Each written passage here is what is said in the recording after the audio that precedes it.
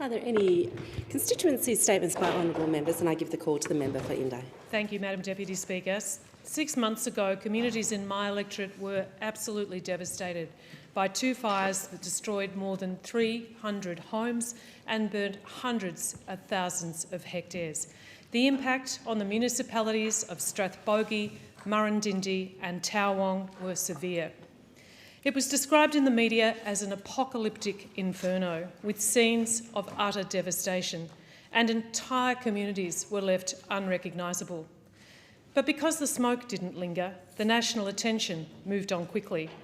For those communities, however, clean-up, rebuilding and recovery is a long, painful and difficult road.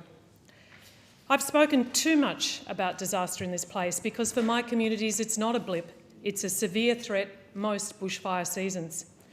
In recent months, I've spent time in the affected communities working with local government in the aftermath and made a submission to the Victorian Government's inquiry into bushfires. I've taken what I've heard directly from fire-affected communities to the federal government and developed a practical plan to improve how we prepare for, respond to and recover from disasters.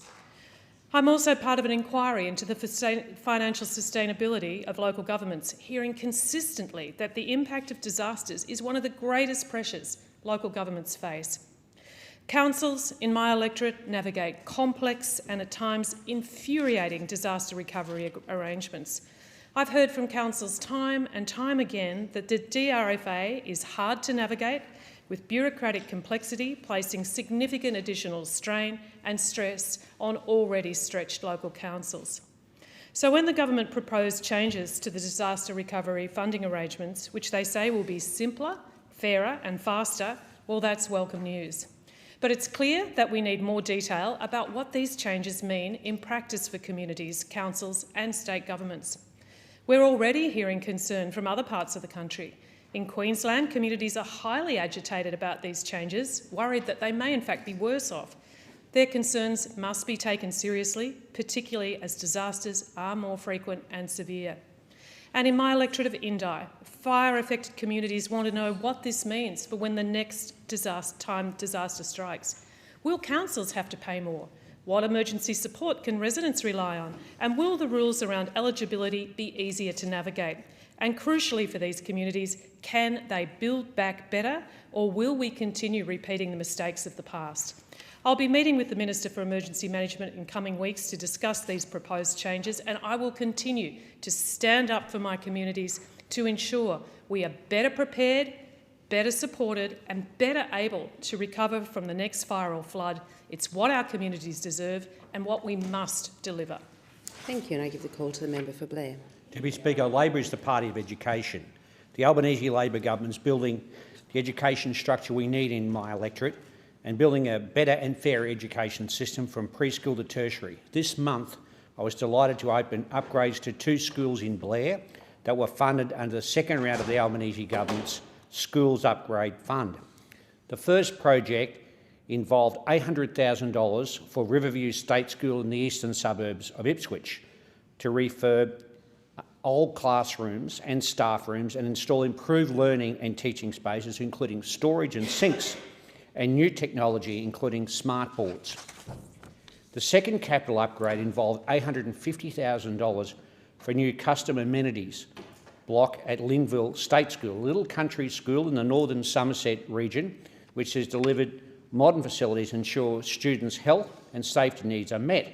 The new amenities block, with facilities for staff and students with disability access, is appropriately elevated to avoid local reptilian fauna. It was wonderful to see firsthand what a difference the funding is making to these schools and to hear from staff and students just how proud they are of the facilities. It's all part of our commitment to build a better and fairer education system, and it builds on our landmark schools funding agreement with the Queensland Government to provide a record $2.8 billion in additional Commonwealth funding to Queensland state schools over the next 10 years, all tied to reforms to left education standards. And when it comes to early education, our government is also investing in the needs of my local community. In April, I was delighted to join the Minister for Early Childhood Education, the Honourable Senator Jess Walsh, to announce $9 million for a new early learning service in rural Rosewood, in the rural parts of Ipswich, to improve access to quality early education and childcare in this fast-growing country town just outside the Ipswich CBD. The new service will be built at Rosewood State School to help local families avoid the double drop-off in the morning and afternoon, I might add, and help students to make a smoother transition to school. Only 3 in 10 students living in Rosewood get access to this kind of education before they go to school. So this will make a big difference to those children.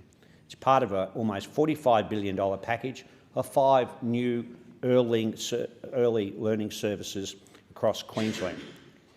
Of course, this complements the Albanese Labor government's $3.6 billion investment announced just last week to lock in an historic 15% pay rise for early childhood educators for the next 2 years, building on initial pay rise in 2024. Goes to show Labor is the party of education. Thank you, and I give the call to the member for Fowler. Thank you, Deputy Speaker. In Fowler, more than 13,000 people rely on payments like job seeker and youth allowance. There are families in Prairie Wood and Cabramatta, the young people in Bonnerick and Liverpool, looking for work and trying to stay afloat. For many, job seeker is not a choice. It has become the main income for a whole family because a tough job market has left them no other option. People in Fowler are doing it tougher than most. Nationally, unemployment sits around 4.5%. In the Fairfield local government area, which covers most of my electorate, it is around 7.5%. That is 3 points higher than the national average. More people out of work, more people relying on payment that has not kept up with the real cost of living. Across Western Sydney, that pressure is felt every day. Parents decide which bill to pay. People skip meals. Households fall behind on rent because their income does not stretch far enough. A payment that once carried a single person through a short gap between jobs now has to cover children, high rents and fuel that is still expensive, and energy prices as well. And families in Fowler are carrying that burden. All the while, the government repeats its motto, no one left behind. We hear it in speeches and at press conferences, but in Fowler, thousands of people look at that slogan against their bank balance and they know they're being left behind. The government has been given clear advice. Its own Economic Inclusion Advisory Committee found that job seeker has fallen well below changes in living standards. While wages have grown far more strongly this century, and we've just heard increased wages for places such as childcare workers, which is fantastic. But across 4 reports, the committee has said that the payment is below the poverty line. It recommended lifting it to around 90% of the age pension. That is about $272 more a fortnight. The committee also showed how to pay for it responsibly through fairer tax concessions, better targeted spending and increases over time. In a community like Fowler, that advice would reduce deep poverty and give people a fair chance to find work, study and retrain. Instead, the government has relied on routine indexation and left the payment below the poverty line. That hits communities like Fowler the most. If this government truly believes no one is left behind, it must follow its own expert advice. Raise job seeker. Bring people above the poverty line. Give the people of Fowler the people of Fowler deserves a fair go. Thank you. Thank you, and I give the call to the member for Gilmore. Thank you, Deputy Speaker. Well, today I want to give a massive shout out to a Shoalhaven legend, Ian Usher, better known locally as Pig, who has raised more than $2 million for charities. For more than 40 years, Pig, a retired interstate truck driver, has been raising funds for a whole range of organisations, including the Shoalhaven Hospital, Variety Kids Charity, and most recently, Beyond Blue, as part of Team Shoalhaven in the Beyond Bitumen Rally. Pig's one of those down-to-earth, genuine blokes who would give the shirt off his back to help others in need, and that's the way he's always been. At just 18 years old, along with a then sergeant at Nowra Police Station, Pig kick-started fundraising to buy the land to build the Shoalhaven PCYC in the early 1980s. When the club was finally built, Pig donated his gym equipment for kids to use. For the past 26 years, Pig has been involved in charity car rallies, and in 1992 he hosted the first Nowra Truck Show, which raised $15,000 for the family of a fellow truckie who was tragically killed in a truck accident in Cobargo.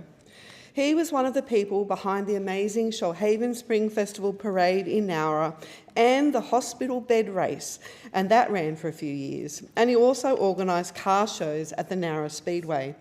In 2015, Pig became involved with Kids Fix Shoalhaven, a charity to help sick and disadvantaged children. He took over the Speedway canteen with all funds raised donated to Kids Fix and Shoalhaven Hospital. In March, Pig, along with Team Shoalhaven BBR members Michael, Peter and Andy, raised more than $22,000 for Beyond Blue when they took part in the Beyond Bitumen rally from Canberra to Cowra.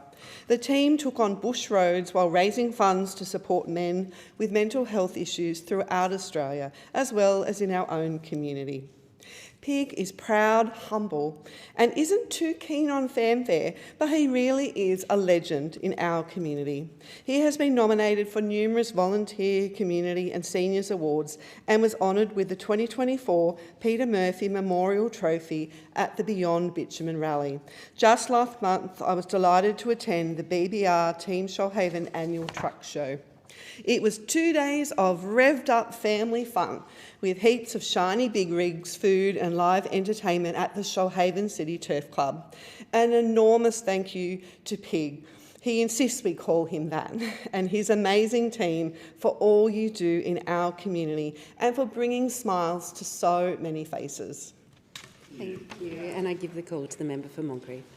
Deputy Speaker, over the past 2 weeks, I've been out meeting with the hardworking small businesses that are the backbone of my local community. I had the pleasure of visiting Hudson and Rosie's Table in Nerang, Highland Park Bakery, Coffee Brothers in Merrimack and Papa Rollies in Carrara, as well as dozens of other small and family businesses. I also want to thank every small business owner, worker and customer who took the time to speak with me at Highland Park Shopping Plaza, at Carrara Village, Nerang Fair and Benoa Gardens. The message was consistent wherever I went, and that is that these are incredibly tough times for customers and for small businesses alike. After 4 years of this bad Labor government, Australians are paying more for almost everything. Insurance is up 39%, energy is up 38%, rents are up 22%, and food prices are up 16%. Small business operating costs continue to rise, while families facing their own cost of living pressure simply cannot spend like they once did.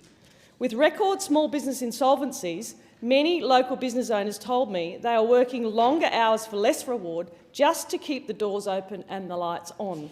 More than 41,000 Australian small businesses have collapsed just in the last 4 years. But despite these challenges, what stood out most was the resilience and generosity of our community. I saw neighbours choosing to buy local, families stopping in for a coffee, a loaf of bread or lunch, and business owners who knew their customers by name and are always willing to lend a hand. These are the people who sponsor our junior sporting teams, support local charities and create local jobs. When small businesses succeed, our entire community succeeds. Last week, I had the great honour of sponsoring and attending the Gold Coast Primary School's boccia competition, and participating schools included Surfers Paradise, Benoa and Ashmore. And it was fantastic to see students from across our community sharing the court, encouraging one another and giving every match their absolute best. Boccia creates opportunities for children of all abilities to participate, build confidence, form friendships and be part of a team, be part of something much bigger. It was a wonderful reminder of the inclusive spirit that makes our community so special. Last week, our community proudly hosted the Bowls Australia 2026 Australian Open at the Broadbeach Bowls Club. This event welcomed competitors and visitors from across Australia and from around the world. Thank you to all of the event sponsors and the City of Gold Coast for supporting this great event. Congratulations to every participant and every winner. I hope you loved your time on the Gold Coast. And a very special shout out to Pierre Westerveld, President of the Broadbeach Bowls Club, for all the work he and his team did to make this event a great success. Thank you, and I give the call to the member for Gorton. Thank you, Deputy Speaker. Singing You Are My Sunshine in Auslan with the 2-year-old class at Wattle Planet Early Learning Centre in Rockbank was definitely a highlight of my recent visit. The poster made by the 4-year-old kinder class was another one, where they shared what they'd like to see in our community, from fruit and veggie shops to more swings and monkey bars in our local parks, and even fish in our swimming pools. It was also great to chat to educators about our local issues, like the safety of Leaks Road, Rockbank Station car parking, the Western Freeway, and the Rockbank Town Centre as well. A huge congratulations to this wonderful centre on their 1-year anniversary. A massive thank you to Sonia, Miranda, and the entire team for your warm welcome and all you do to support our local families.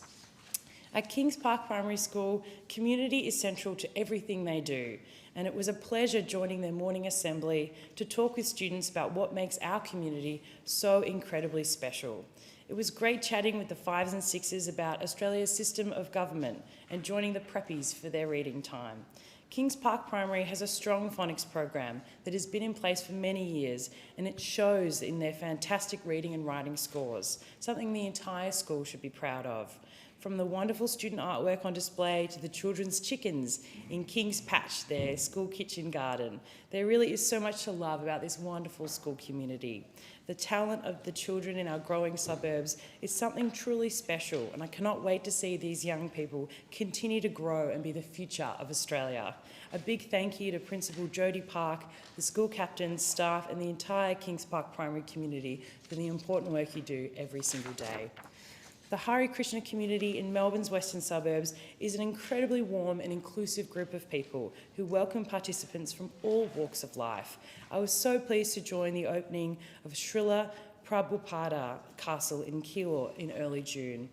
The former Over-Newton Castle in Keilor will provide a beautiful new space for the wonderful community to gather and practice. It really was such an honour to have the opportunity to participate in the community's rich traditions at the opening, including the sacred fire ceremony and kirtan procession as well. A big thank you to AJ Bansal, along with the entire community, for the warm welcome. Acquiring this historic new location has not been an easy feat. Congratulations to the Hare Krishna community, and I can't wait to see what this next chapter will bring. Thank you, and I give the call to the member for Cowper. Well, thank you very much, Deputy Speaker. Well, over the weekend, a legend of the Macleay celebrated a milestone birthday with family and friends. Mr. Ray Harmon Walkden turned 80, and while I don't generally acknowledge birthdays in this place, Ray's 80 years on this earth have been pretty exceptional. Aside from his years as the local cop shop and local council brown bomber, earning him the name Chalky, the name that the community gave to parking officers, but nobody's perfect, Chalky. Seriously though, Deputy Speaker, Ray has given a lifetime of service to the Macleay Valley, and his standing in the Kempsey community is well earned. With more than 37 years of volunteer service through the Lions Club and the local SES crews, Ray has played a critical role in emergency response and disaster recovery in a region prone to flood, fire and road accidents.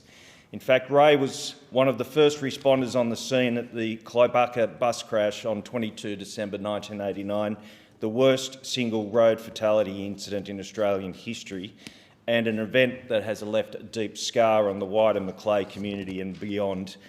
Ray was the Kempsey SES duty officer who received the call to attend the scene at 3:20 a.m, and on arrival was faced with a level of devastation that would cause most to break. The crash left 35 people dead and 41 injured, and the mental toll that this single event inflicted on those involved in the recovery efforts can't be understated. It saw many leave the emergency services and some leave the area altogether, but not Ray. It only served to steel his resolve to assist his community in any way he could, and he's done that every day since. That's the man he is. Happy birthday, Chalky. You deserve every bit of recognition for a life well spent. And speaking of strong histories, last week I had the pleasure of being invited to the Talam Community Hall in the beautiful Nambucca Valley for a flag presentation with the volunteer committee members. These presentations are always a great excuse to share a bit of ceremony and tradition, and this visit was particularly special with Judy Little there to receive the flag. Now, Judy wasn't born a Little. She's originally a Nash, and everybody who lives in Talam and the wider Nambucca Valley knows the Nash family and their contributions to the region and service to our country in times of conflict. Judy's grandfather originally donated the land for the Talam Community Hall back in 1914 with the intention that it serve as the town's meeting place, a safe place where the township could come together. I know that the family legacy of contributions to the community will continue through Judy, her children and great-grandchildren, and it's great to see. Thank you, and I give the call to the member for Canberra. Thank you, Deputy Speaker. Yesterday, I met a brave young boy from my electorate, Henry Cox, and his mum, Philippa. Henry, aged 12, is dealing resiliently with an incredibly debilitating and chronic skin condition, having lived with severe eczema his entire childhood. He has endured daily bleach baths, creams, wet dressings, frequent infections and long courses of antibiotics that affected his broader health. His condition limited his ability to participate in school and led to him being bullied at school. And Henry mentioned to me what it meant to him missing out on learning to swim and ride his bike while his friends were. Throughout his childhood and up to age 9, the severity of his eczema was distressing and emotionally exhausting for him, his mum Philippa and the whole family. 2 years ago, Henry received compassionate access to a biologic treatment, and since turning 12, he can access this treatment via the PBS. Since receiving this treatment, his severe eczema is under control. He has regained confidence and is actively involved in his school community as a member of the SRC and has been invited to represent the ACT at the National Chess Championships. I was delighted to say that Henry was in Parliament this week raising awareness of severe eczema and the impact that it has on children, families and the health system. And he gave me a letter which was very moving, detailing how the impact the eczema had had on his life and that this new treatment had had and how transformative it had been. Henry and his family are advocating for this drug to be added to the PBS for children under 12 as well, in the hope that more families' lives can be changed. And I was pleased to discuss this with them yesterday. I'm proud to be part of an Albanese Labor government which has made the single largest investment in Medicare ever and reduced the cost of everyday medicines on the PBS to just $25 or $7.70 for concession cards. The PBS is a critical part of our healthcare system, and I know that new drugs are added all the time, and I wish Henry and his family all the best in their advocacy. Deputy Speaker, last week I attended Helping ACT's Generosity fundraising event and was able to see their founder Muhammad Ali there and congratulate him on his recent Order of Australia, a well-deserved award. Muhammad is well known in the Canberra community. He founded Helping ACT in 2018, and in that time it has made such a difference to thousands of people through providing food and other services to people in need. His vision is that no Canberran goes hungry or has nowhere to sleep. And he has taken that into his own hands with his very supportive team of volunteers and supporters and making a huge difference. It was a really well-deserved to see that recognition. Congratulations to you, Mohammed, and all your team. Keep up the great work. Thank you, and I give the call to the member for Barker. Madam Deputy Speaker, I rise today to add my voice to concerns about thousands of older Australians facing significantly higher private health insurance costs under the Albanese Labor government's proposed cuts to the private health insurance rebate. Around 23,300 Barker residents aged 65 and over currently hold health cover and stand to be significantly impacted by Labor's changes, facing increases of between $807 per year for a single or $1,614 for couples. The Albanese government is now winding back support to maintain their cover at a time where many seniors are facing rising housing costs. Older Australians who have worked hard, planned for their retirement, maintain private health insurance should be supported, not penalised. Many seniors will be left facing difficult choices, forced to cut spending elsewhere, downgrade their cover or abandon it altogether. One constituent from Mannum has told me, and I quote, "My husband and I have private health insurance, but taking away the rebate will make it extremely difficult, if not impossible, to pay. We have maintained private health insurance for over 50 years. Another couple from Blanchetown have said to me, "We're extremely concerned about the proposed Medicare rebate changes for seniors. We're on the pension, and we have made it a priority to keep our medical insurance at the cost of cutting our food supplies, clothing, etc. We are struggling. We've paid all our lives and now we're being treated like this." The consequences of this policy extend beyond those directly affected. Labor's cuts will reduce demand for healthcare. Will not reduce demand for healthcare. It will simply shift more Australians from private health to the public system. That means greater pressure on public hospitals, health services that are already under strain. I want to conclude with another email from a constituent, this one from someone in my hometown of Mount Gambier. The constituent said, "I've paid for top-tier private health insurance since 1977, which together with my wife and family has ensured we have not been a burden on the public health system. If the Albanese government is successful in getting these rebates removed, I will likely be forced into the public system because I fear it will no longer be financially viable right at the stage of life where we're most susceptible to healthcare needs." This policy is both unfair and short-sighted. Anthony Albanese says he's focused on cost of living relief, but this policy does exactly the opposite for Barker seniors. I'll continue to fight these changes and let the government know they have the wrong priorities for seniors, for taxpayers and for our health system. I give the call to the member for Menzies. Sorry. Thank you, Deputy Speaker. A couple of weeks ago, I joined the Bulleen Templestowe Basketball Club at their Big Freeze at the B to raise funds to fight MND. Coaches, clubs, volunteers and, yes, even their local federal MP put their hand up for the Ice Bucket Challenge. A big thank you to David, Stav and Mitch, who obviously enjoyed tipping an especially big bucket of ice water on me, as well as all the volunteers for organising this amazing event again this year and cooking up a delicious spaghetti dinner to help us warm up afterwards and keep the young players fed. I also got a chance to meet the young women's team and see how badly needed our federal government investment of $3.5 million is for building female-friendly change rooms. The Big Freeze at the B came only a few weeks after the passing of the great Neil Danaher. This year's event was the perfect opportunity to honour Neil's legacy of courage, selflessness and hope. Congratulations to the club for raising over $4,200 for such an important cause.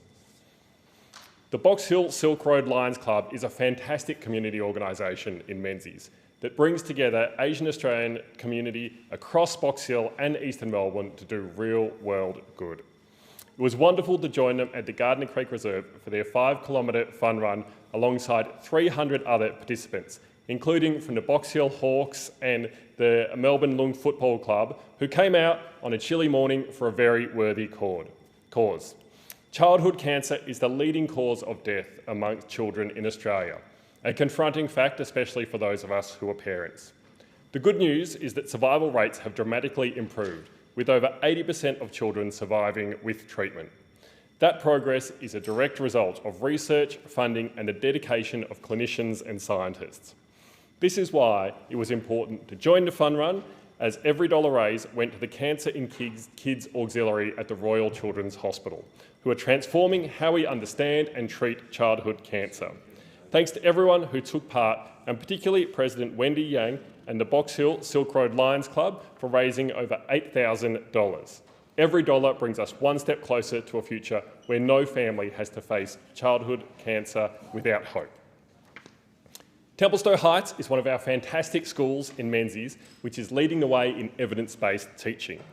It was wonderful to visit La Trobe University's Science of Language and Reading Labs, or SOLAR, recently with Minister for Education Jason Clare, Assistant Minister for Social Services Jed Carney, and some of our Victorian state colleagues.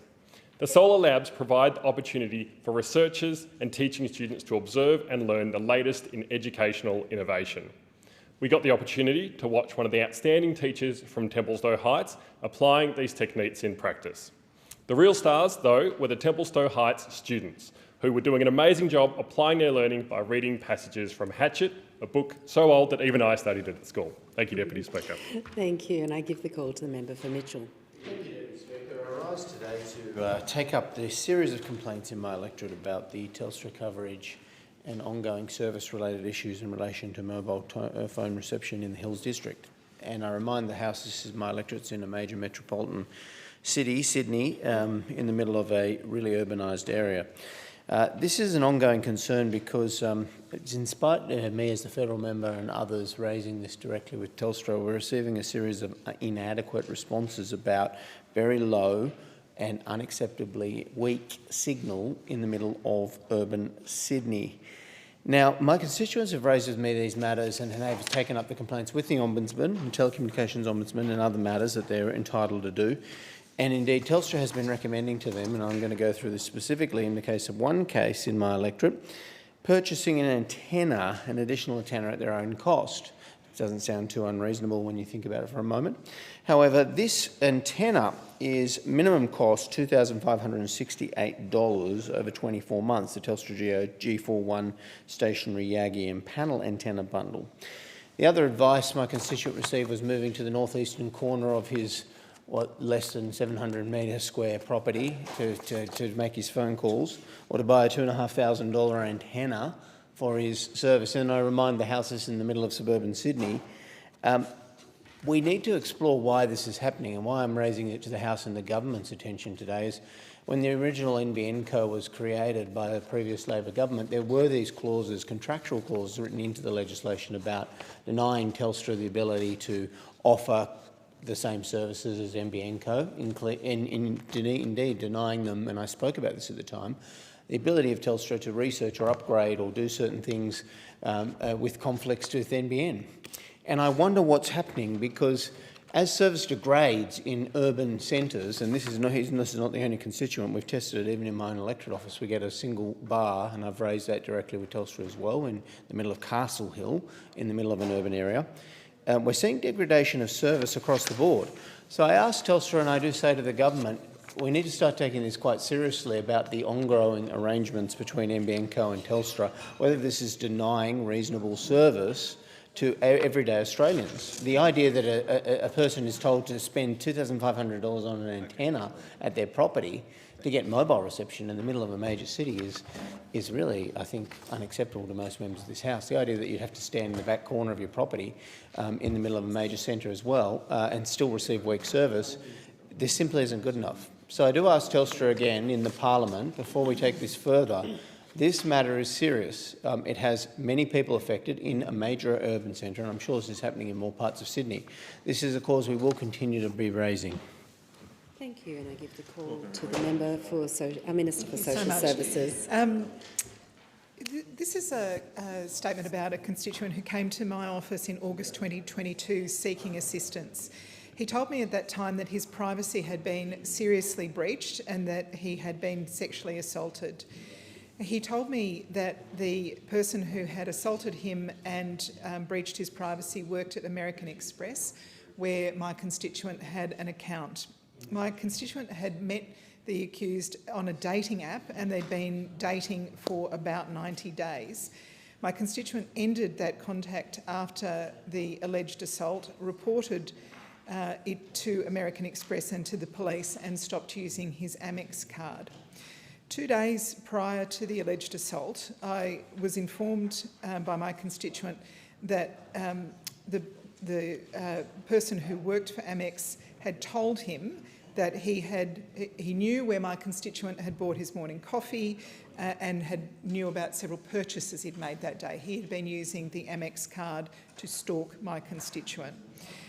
My constituent reported this to the police and to the Australian Financial Complaints Authority, the regulator for financial consumers. After 5 months, AFCA found that my constituent's privacy had indeed been breached under federal legislation, but it chose not to publish its determination. AFCA's concluded, I understand, that Amex produced evidence that Amex had zero controls over its systems. That meant that any Amex employee, basically anywhere in the world, could access information on pretty much any Amex customer without any real controls and without traceability about who had been accessing those records. Obviously, Deputy Speaker, this is very concerning. My constituent then went on to complain to the Privacy Commissioner. The Privacy Commissioner again has upheld that his information has been inappropriately accessed, but the Privacy Commissioner has prevented the publication of her detailed report into this issue. It is very concerning because it is apparent that Amex has no reliable ways of detecting or preventing employees who misuse their access to customer data. Roughly 1 million Australians hold an Amex card. That data is not fully deleted when their cards are no longer used. So I wanted to raise this issue here because it is important that we have full transparency around issues of privacy such as this. Thank you, and I give the call to the member for Capricornia. Thank you, Deputy Speaker. I rise today to congratulate Genesis Care Rockhampton on a very special milestone, 10 years of caring for cancer patients in central Queensland and more than 100,000 treatments delivered right here in our region. That is something worth celebrating because anyone who lives in regional Queensland knows how important it is to have quality healthcare close to home. When someone receives a cancer diagnosis, life changes in an instant. The last thing patients and their families need is the extra stress of travelling hundreds of kilometres for treatment, finding accommodation away from home, or being separated from the people who support them most. For patients from Rockhampton, Gladstone, the Capricorn Coast, Emerald and all the communities in between, having radiation therapy available locally has meant less time on the road, less time away from work and family and more time focused on getting well. Genesis Care Rockhampton has played a vital role in making that possible. Based at Rockhampton Hospital, it has helped ensure Central Queenslanders can access high-quality, evidence-based radiation therapy without having to travel to Brisbane or other major centres. I've been proud to support this service over many years. In 2015, I had the privilege of being involved in the opening of the new Cancer Services building at Rockhampton Hospital. At the time, it was a major step forward for cancer care in Central Queensland. A decade later, it is wonderful to see how much that service has grown, how many local people have been helped and how dedicated the Genesis Care team remains to patients across our region. On a recent visit to the Rockhampton Centre, I was again struck by the professionalism and compassion of the staff. The milestone of 100,000 treatments is impressive, but behind that number are real people who've been able to receive treatment closer to home. That is exactly the kind of service regional communities need. Practical, compassionate care delivered locally by people who understand the patients and families they are supporting. I'd like to recognise the specialist doctors who have helped make this level of care possible, including Dr Marie Burke, Radiation Oncologist and Medical Director for Queensland, Dr Tuan Ha, Radiation Oncologist for Queensland, Rockhampton-based Radiation Oncologist Dr Grant Buchanan and Dr Rodrigo Diaz. Their expertise, leadership and commitment to regional cancer care are an important part of why patients in Central Queensland can receive high-quality treatment closer to home. I also want to acknowledge the leadership and support of David Watts, General Manager Queensland, and Linda Feeney, Centre Leader Rockhampton, as well as the nurses, radiation therapists, administration staff, allied health teams, support workers and local health partners who have contributed to the success of Genesis Care Rockhampton over the last 10 years.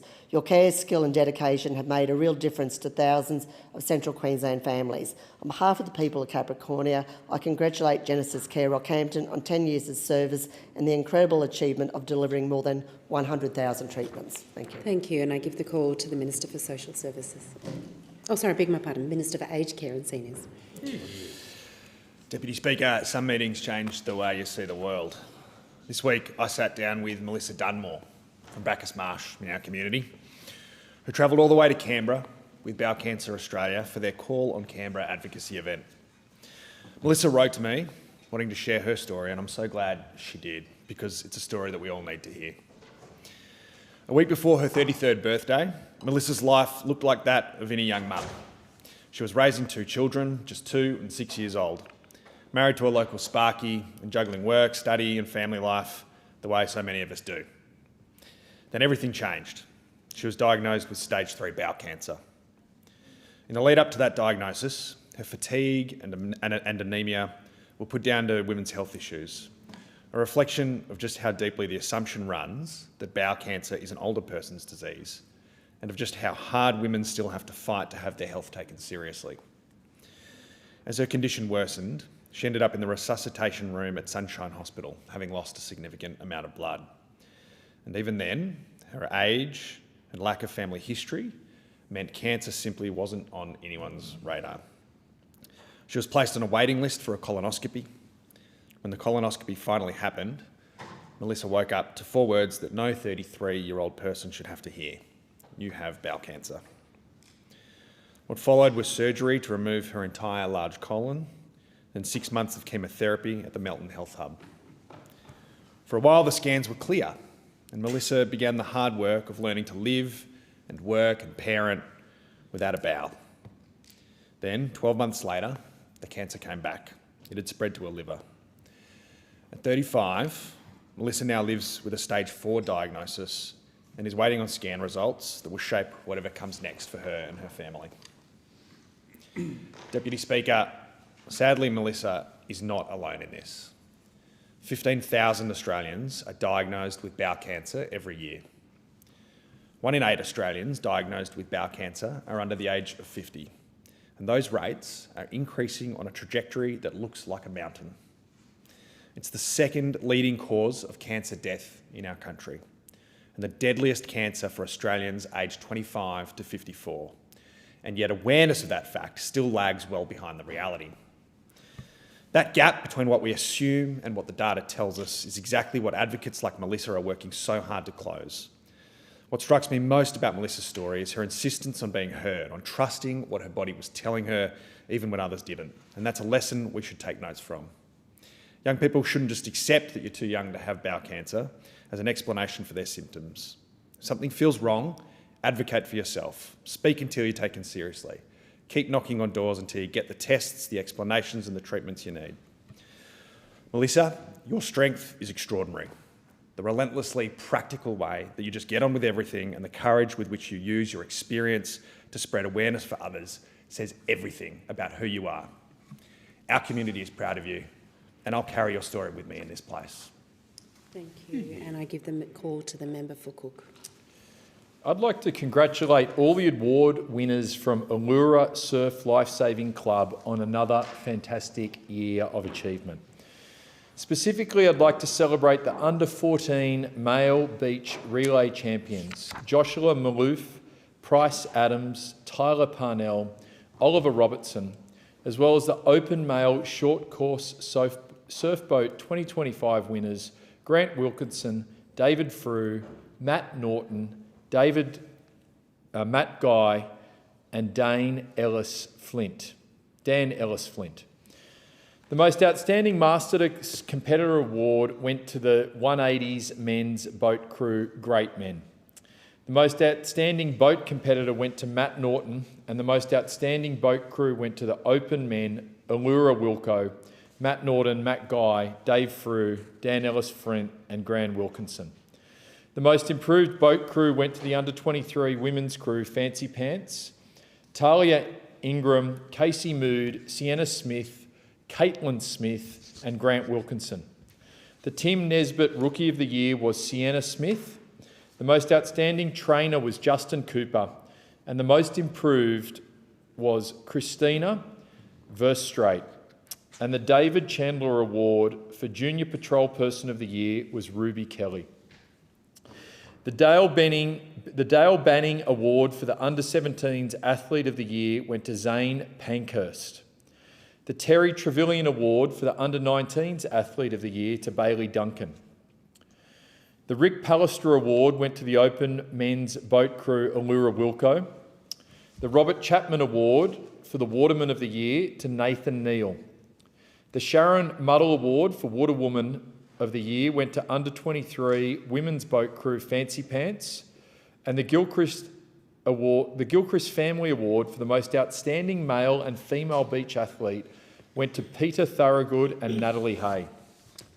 Patrol Person of the Year went to Christina Verstraete, and the Patrol of the Year went to Patrol 7. The Rookie Lifesaver of the Year was Finlay Tanger, and the most outstanding IRB member was Amelia Kirby. The most improved IRB member, Neil Hunt, and the most outstanding under-15 club person went to Eva Dorling. The most outstanding under-17 club person was Declan Noonan. The most outstanding under-19 club person was Caitlin Burns. The President's Trophy for the most outstanding club person went to Patrick Hughes. The Belinda Emerson Frank Encouragement Award went to Bob Lees and Brett Martin. And the Ted Brooker Memorial Trophy for outstanding contribution in club competition and service went to Caitlin Smith. Congratulations to everyone involved. Here's to another great year for Allura. Thank you, and I give the call to the member for Robertson. Thank you, Deputy Speaker. And recently I welcomed the Treasurer of Australia, Dr Jim Chalmers, to the Central Coast upon invitation from Business New South Wales to participate in a business breakfast at Mingara. The Treasurer was the keynote speaker and discussed several aspects of the 26 budget, including our reforms to the taxation system in relation to negative gearing and capital gains. These important reforms aim to help level the playing field for first home buyers entering the property market and to increase the supply of housing under construction across the country. Housing remains the absolute focus of the federal Labor government because access to housing is a fundamental need. On the Central Coast, this concept is well understood by our community. Access to and the affordability of housing continues to be raised with me as I meet with constituents across the electorate. And I'm pleased to see significant investments being made by the federal government in this policy area, including the recently announced $2 billion Local Infrastructure Fund aimed at helping local councils and state-owned utilities build essential last-mile infrastructure to unlock and accelerate housing supply. This is on top of our already established $10 billion Housing Australia Future Fund, which is supporting the construction of social and affordable housing across the regions of the country in desperate need of more housing supply. Which brings me to my electorate on the Central Coast. The Housing Australia Future Fund is helping to deliver 21 new social and affordable housing places in Woy Woy. This exciting project, being delivered in collaboration with a Tier 1 housing provider, Pacific Link Housing, and building company Scope, will ensure desperately needed housing supply will be available to community members from mid-2027. The Treasurer, along with Assistant Minister Emma McBride, and I inspected the construction site and the progress being made to deliver these new homes, and I'm pleased to report that progress is going well and that the project will be delivered on time and within budget. The federal Labor government continues to take a multifaceted approach to helping first home buyers to enter the property market. As well as all the progresses that I have mentioned in this speech, I can also update the Parliament that there has now been 1,230 first home buyers in my electorate who have been able to access Labor's 5% deposit scheme. And this is a fantastic result which our government continues to work and build upon. Whether it's through taxation reform, investments in social or investments in affordable housing, or changes to overall federal housing policy, really, Deputy Speaker, it is only a federal Labor government, it is this Albanese Labor government that is taking the issue of housing affordability, it's taking the issue of housing supply, and it's taking the issue of housing construction more seriously. Thank you, Deputy Speaker. Thank you, and I give the call to the member for Barossa. Thanks, Deputy Speaker. I want to begin by saying how immensely proud I am to represent the third largest Persian community in the country. I'm proud of their passion not only for our country, Australia, but for their friends, their family and their fellow countrymen that they've left behind in Iran. I share their dream, the dream that one day the darkness lifts and that we can see a free democratic Iran emerge. Right now, the United States and the Iranian regime are in peace talks in Switzerland with a 60-day negotiation underway towards a lasting agreement. And Australia wants to see peace in the Middle East. But we shouldn't be naive about who sits on the other side of that table, because at the very moment that this regime tries desperately to present itself to the world as a partner for peace, it continues to show us exactly what it is. A regime that waged war on our own country, Australia, in a violent firebombing campaign which shook our community for months. This is a regime that rapes, beheads and massacres its own people, including children and pregnant women. Days ago, an Iranian court sentenced a young singer, Paris Ahmadi, to 74 lashes. Her crime was singing a patriotic song without wearing a hijab in a video she shared online. Paris is 29 years old. Her aunt lives in Dural in my electorate. Members of my own community know her, they've spoken with her and fear deeply for her. When our Parliament and this government makes decisions about Iran, we must make those decisions on the best information available. Few people across the world understand the truth of this regime better than Reza Pahlavi. He spent decades advocating for a free, secular and democratic Iran. He has immense credibility with the Persian diaspora, which I've seen firsthand as I meet with the community. And just as in earlier times with different conflicts, we had people like Desmond Tutu coming to talk to us about South Africa, or Shanana Gusmao and Jose Ramos Horta talk to us about East Timor pre-independence. Australia needs to hear the voice of Reza Pahlavi, and this Parliament does too. He's been welcomed in the US, in the UK, in France, Israel and Germany. A few weeks ago, I launched a petition calling on the government to invite Reza Pahlavi to Australia. More than 1,500 people have signed it in the past 2 weeks. And let me share just a few of those comments.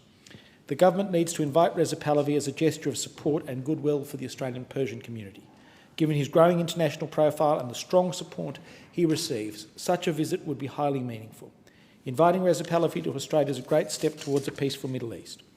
Reza Pahlavi should be invited as a guest of our Parliament so he can share his own understanding of the regime with us and meet the Persian community here who've waited so long to welcome him. Freedom from a regime like Iran is never handed over. It's won, and it's won when enough people refuse to stay quiet. So today I make a simple ask. Sign the petition, add your name and share it with the community. I'll keep collecting signatures and making the case for as long as it takes. Because Iran will one day be free, and I want Australia to be remembered as a country that stood on the right side of history with the free Iranian people. Thank you, and I give the call to the member for Hunter. Thank you, Speaker. If you want to know what makes the Hunter so special, you definitely don't start with a brochure. You start with a glass of the world's finest. Back home, we have always known the Hunter makes the best wine in the world, and the trophies are proving it again, Speaker. At the 2026 National Wine Show of Australia, De Bordeley Wines won the Sweet White Trophy with its 2022 Noble One. And Tyrrell's Vineyards won the Semillon Trophy with its 2017 VAT One Semillon. For people of the Hunter, the last result feels about right. Semillon is not just something we make, it is part of our story. What we love and what I love about the Hunter is that these wines don't happen by accident. They come from generations of families working on this land, who get up before sunrise, who watch the weather like a hawk, and who put their heart and soul into every single vintage. These awards are not just a win for a winery, they are a win for our whole community. This year at the Hunter Valley Legends Awards, John Horden and Brett Keeping were named Hunter Valley Wine Industry Living Legends, and Greg West was named Hunter Valley Tourism Industry Living Legend. These are people who've put the hard yards in for decades. They've grown the grapes, they've made the wine, they've opened the doors for visitors and backed the region when it really mattered. John built Horseshoe Vineyard and helped establish Hunter Wine Services. Brett helped drive vineyard expansion right across the Upper Hunter and stood up for this amazing industry. Greg spent decades promoting the Hunter through wineries, cellar door and development and tourism events. And the good news is, Speaker, the next crew is carrying on this style as well.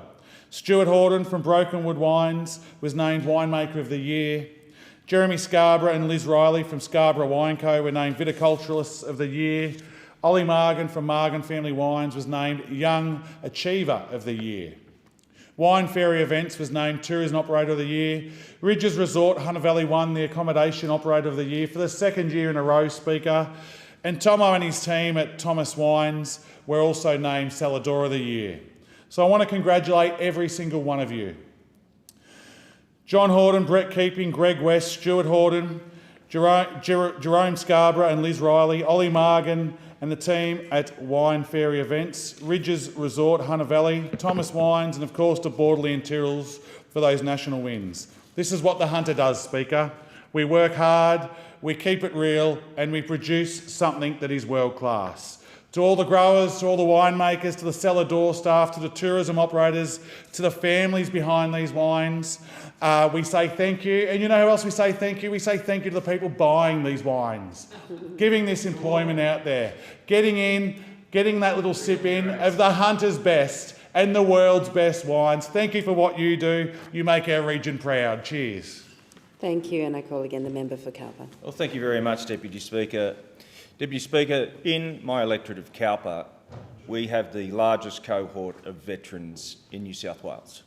There are 9,000 veterans and their families in my electorate, and I talk to them regularly. And we need to acknowledge the service that they have given to our country and the freedoms that we enjoy today. And we acknowledge that by going to Anzac Day services, Remembrance Day, Vietnam, Veterans Day, and we say, lest we forget, and we say thank you for your service.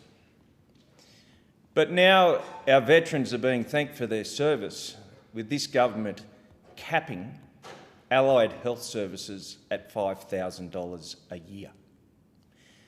Now, not all veterans are broken when they come back from service, but many of them are, and many of them are ageing.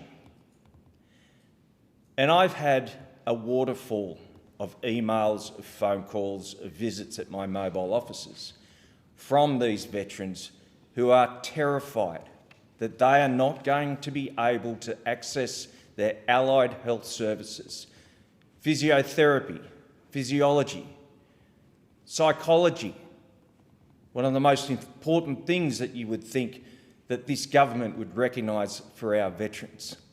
This is not the way we should be treating our veterans. So I urge the Minister and I urge the government to reverse the decision, to scrap it, to remove the cap on allied services. And speaking of people who have contributed to this country over the years, I note the government's decision to now reduce the private health rebate for people over 65.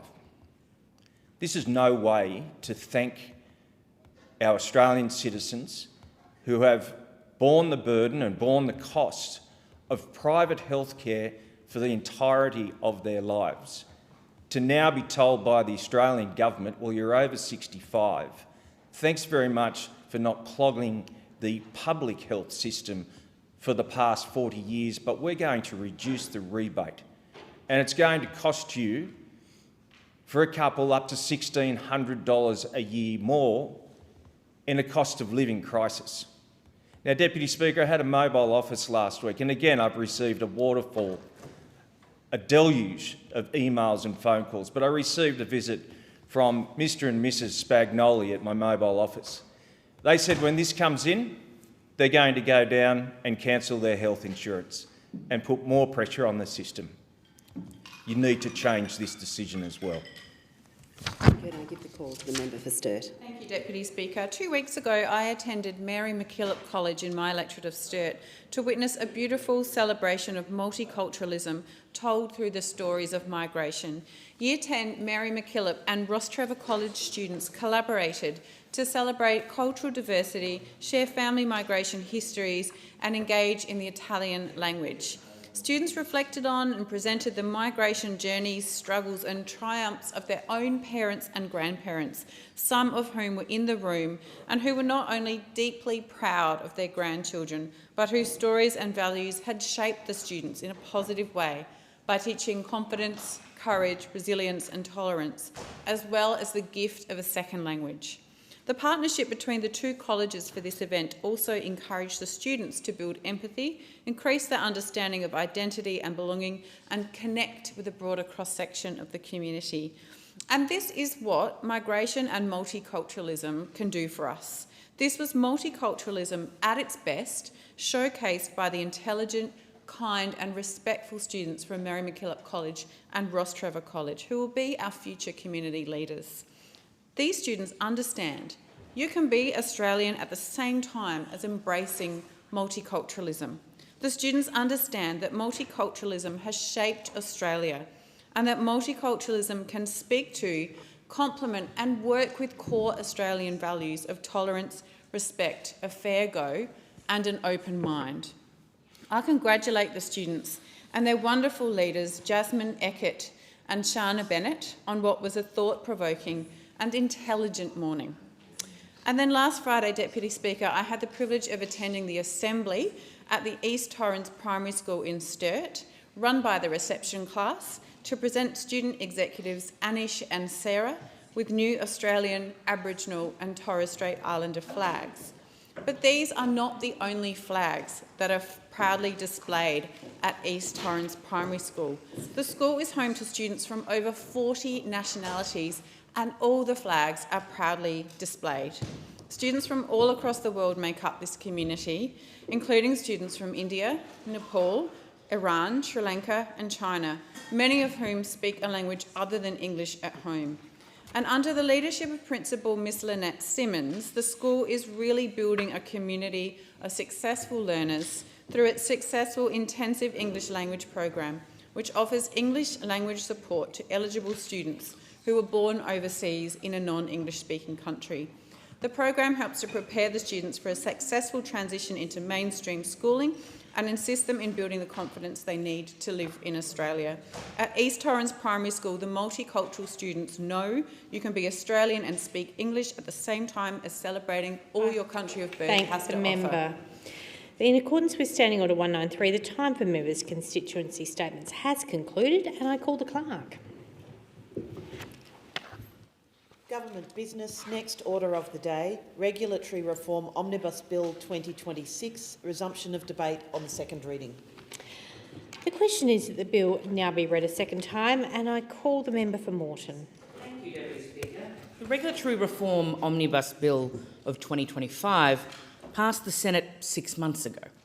And I mention this because the passage of this bill was an important step in the Albanese Labor government's regulatory reform agenda. It contained 60 measures that improved efficiencies in 13 different government agencies, and these measures were designed to decrease the day-to-day regulatory burden on Australians, on industry and service providers, and increase government efficiency.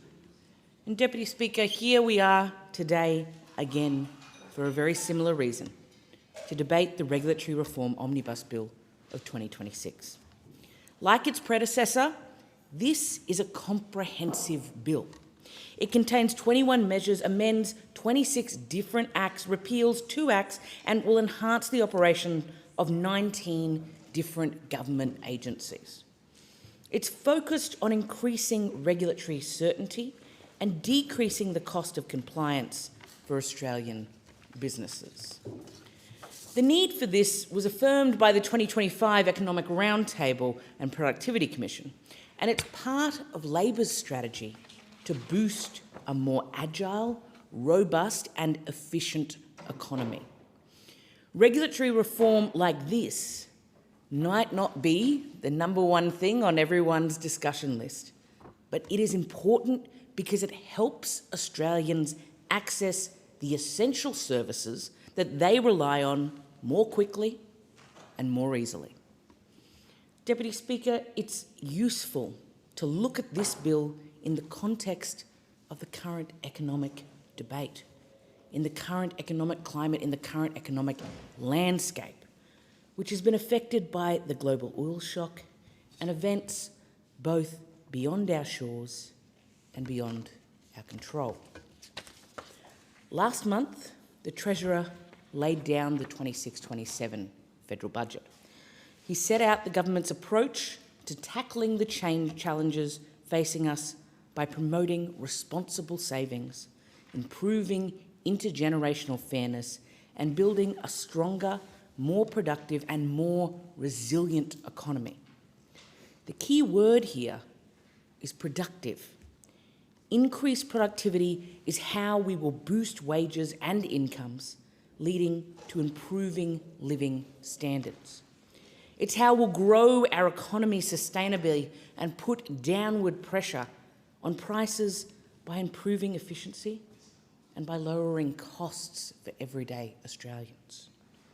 And it's how we will strengthen our economic resilience, helping businesses and workers better adapt to global shocks and changes. Deputy Speaker, a key mechanism for achieving these aims is better regulation. The rules by which people follow needs to promote a fair and streamlined system. And this is where this bill comes in. Let's take a look at some of the specific measures in this bill. Firstly, the bill will update Australia's trademark and intellectual property laws to make them fit for purpose. It will implement an enhanced system for registration and management, making it less onerous for small businesses to protect their brands. In a trademark dispute, the Register of Trademarks is currently limited to a fixed schedule of costs to be awarded, regardless of the amount spent in legal fees. The amendments in this bill will give the registrar flexibility to determine costs, which will provide business with confidence in the system and deter poor behaviour. To maintain public confidence in the IP attorney profession, the bill will ensure that investigations and discipline of patent and trademark attorneys can progress even if an attorney deregisters. And if an IP attorney is found guilty of misconduct, it will be harder for them to re-register. The bill also grants plant breeders a 6-month grace period to renew their rights if they are behind in their annual renewal fee. Plant breeders currently lose their rights automatically if that payment is late. The amendment means that these valuable rights are not automatically lost due to a timing error, due to an administrative error. A second focus of this bill is workplace gender equality reporting. This reporting is important because it promotes transparency and it promotes accountability. And we know that when women participate in our society, in our workforces, that the economy does better, that it is a driver of better economic outcomes. By requiring employers to collect and publish data on pay, workforce composition and policies, it encourages organisations to identify and address gender gaps such as pay inequality and underrepresentation in leadership. And Deputy Speaker, having women in leadership roles isn't just about equality.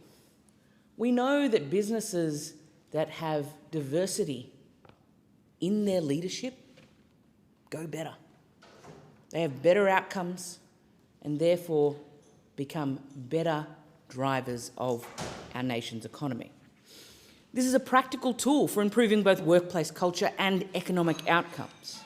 And we know that advancing gender equality boosts workforce participation, improves productivity, and contributes to stronger, long-term economic growth. However, this reporting can also be complex for businesses, many of whom are struggling with time. There is currently added regulatory pressure at the end of a target cycle. Businesses must complete and submit their data for the current cycle, but also set new targets for the next one at the same time, increasing the overall administrative workload. This bill simplifies this process by adding a 12-month period at the end of a target cycle. And this will give employers time and space to develop well-considered, meaningful targets. It allows more time for a detailed review of the previous cycle, which will lead to better informed planning. Ultimately, this will drive more lasting progress toward gender equality in our workplaces across this nation. The 2025 Omnibus Act focused on promoting a tell it once framework for dealing with government services. And this bill, it backs that concept in and it extends it. For example, it removes the requirement to cancel nominee arrangements with Services Australia in writing. Nominees are authorised individuals who support people receiving social security, family assistance or paid parental leave by helping them manage their dealings with Services Australia. The changes in this bill mean that nominees who wish to cancel their nominee appointment do not need to follow up a phone call with written notification. Instead, they can simply tell it once. It also improves the experience of certain Commonwealth pension recipients aged 80 and over who have lived outside Australia for 2 or more consecutive years. The amendments mean that Services Australia will, in some instances, be able to use information it has already obtained from other sources instead. And this will reduce the administrative demands on older Australians, as well as on Australian consular staff who are often involved in helping complete those certificates. Deputy Speaker, these are just a few examples of the amendments contained in this bill. Amendments that reduce compliance time and costs and improve Australians' experience of dealing with government services. Because Australians come to governments when they need help. Australians come to governments when things might not be going well. And that experience should be a good one, should be an effective one, should be an efficient one. And that's what this bill does. The work doesn't stop here, however. As part of Labor's commitment to continuous improvement, the government will continue to bring forward omnibus reform bills regularly. Our work is not done in this space. We know that where administrative burden can be removed, we know that where costs can be made more affordable, we know that where pathways can be streamlined, that work must be done. And as I said at the outset, it might not be the most interesting topic for many people, but it's important because it impacts on people's lives every single day. The government is also instigating targeted reviews of sectors where there are overlapping or duplicate regulatory burdens on businesses. There are 6 reviews currently underway. The first is the Council of Financial Regulators investigation into financial sector regulation, which is expected to result in $961 million in regulatory burden reduction. Another example is the White Tape Review. Being driven by the Australian Small Business and Family Enterprise Ombudsman, this review will identify processes that have excessive administrative and compliance burdens. It will also look into burdens imposed by larger organisations onto smaller businesses, such as contractual terms and proprietary platforms. And thirdly, the Treasury is conducting a project to modernise the National Construction Code with the aim of decreasing the number of state-by-state variations and testing AI tools. The next review concerns the Board of Taxation's Red Tape Reduction Review, which will provide a report to the Treasury by the 30th of June this year on ways to reduce red tape in our taxation system. And in the meantime, the Council of Federal Financial Relations is reviewing approval pathways for data centres and seeking to reduce barriers to setting up new data centres. Finally, the Better Regulation Working Group is examining regulatory requirements and red tape within the higher education sector and will develop practical actions to reduce regulatory burden. Because, Deputy Speaker, what we have seen is technology change, systems move. We have more tools at our disposal now than ever. And that means that where we have the opportunity to remove barriers, to take down roadblocks, to make sure that where there are administrative burdens in place, that we do take them down. And that's what this work is. It is part of a systematic working through of so many bills, so many departments across this very big and broad Australian government, and we're taking them down. And we're taking them down so that people can use government as they intend. We know that people are busy. They have busy lives. They have kids to look after. They have parents to care for. They have jobs to go to. And finding even the smallest ways to make their lives easier is important. And it's not just important, it's worthwhile. Bills such as the Regulatory Reform Omnibus 2026 may not make the headlines tonight, but they're vital for our economy. Regulatory reform enables productivity growth.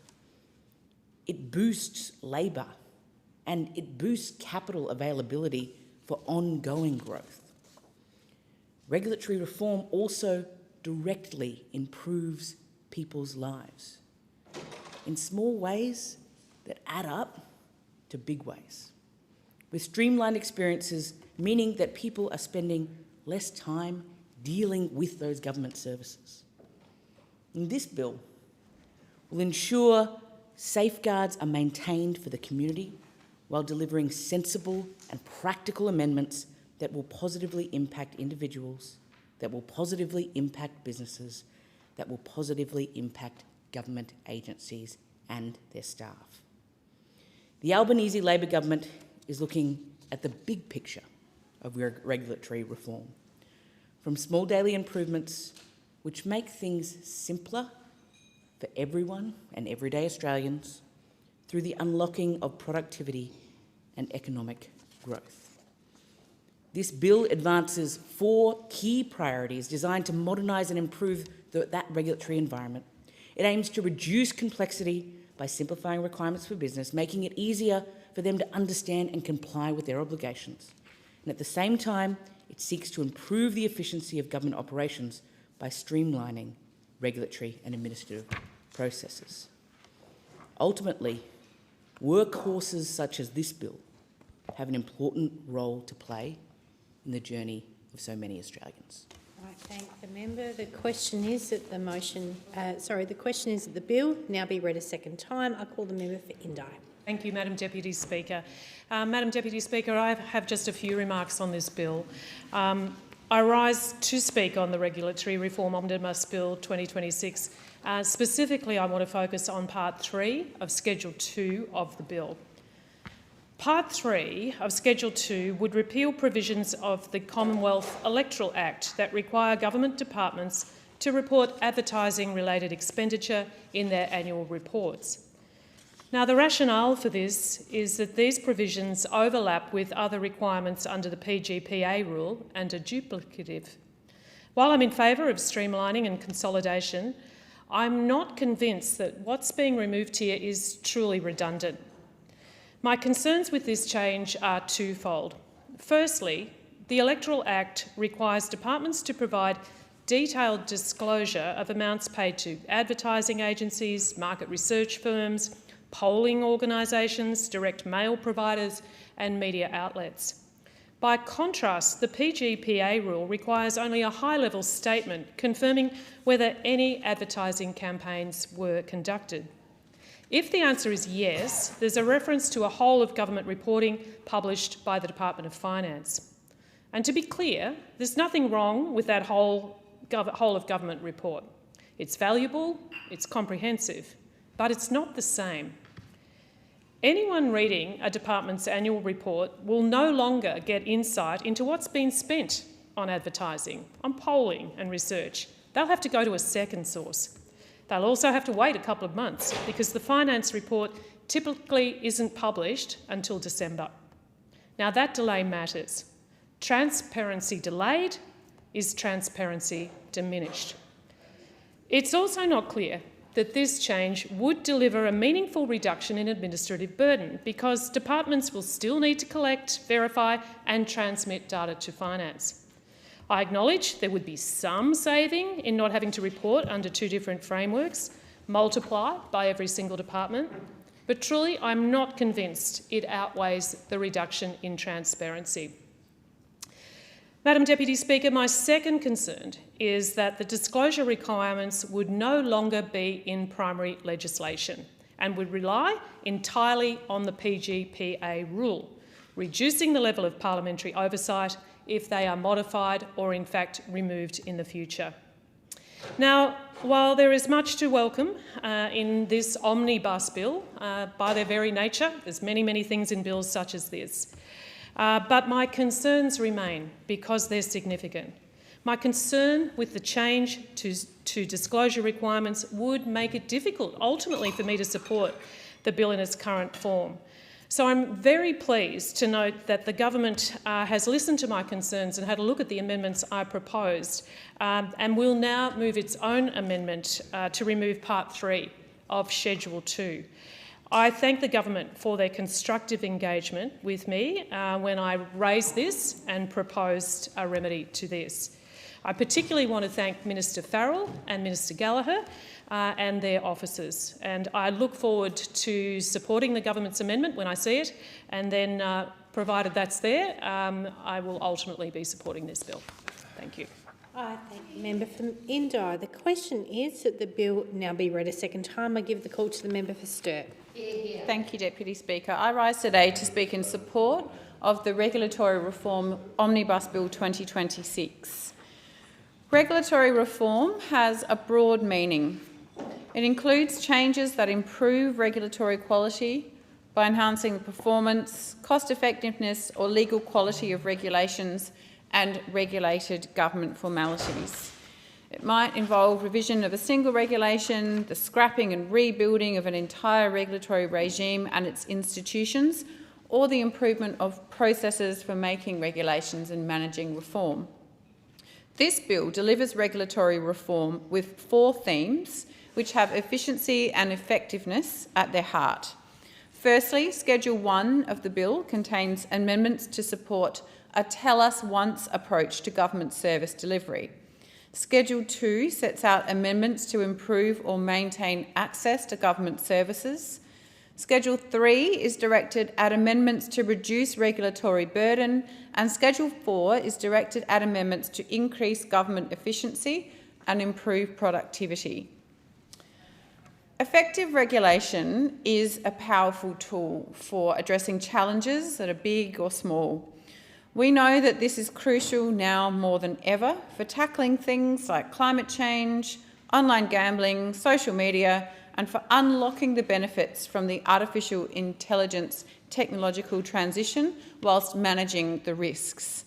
From a reform perspective, the AI challenge in particular is difficult because government needs to support innovation, encourage innovation and embrace new technologies without paralysing business, but at the same time as ensuring appropriate oversight and regulation. Having good processes for developing, implementing and reviewing regulation is vital to ensuring regulatory policies achieve policy goals that maximise benefits for the Australian people and minimise costs for all. Poorly designed digital regulations can both stifle regulation and fail to protect consumers.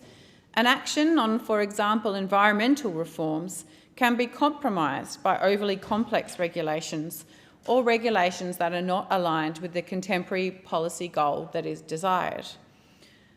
So policies have to work to their fullest capabilities and be implemented following consultation and due process, ideally working backwards from the desired outcome.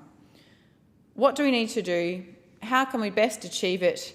How can we ensure regulation is fit for purpose by striking the balance between protecting the Australian people and letting business get on with it in a fair environment that rewards innovation and risk-taking? This is an important balance because it results in good regulation when it is struck, and good regulation helps economies succeed by setting the framework where there is alignment between business practices and societal values and goals. Good regulation also helps businesses and individuals embark on short, medium and long-term operational planning. Now, because regulation is first and foremost a tool of government, it can only be most successful where there is trust in public institutions. Businesses and citizens will not be inclined to follow the rules if they don't trust in public institutions. Now, this is always an ongoing challenge given fiscal pressures and the current political climate that demands urgent yet perfect action that works perfectly for everyone all the time. This is not realistic, but it underscores the need to have clear and transparent processes pursuant to which policy is made, which are followed consistently.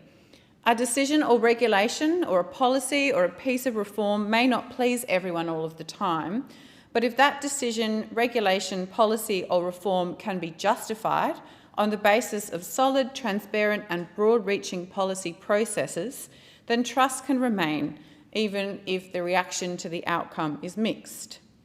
An approach to regulation that is results-oriented with a clear outcome is what is needed to maintain trust in government and in public institutions.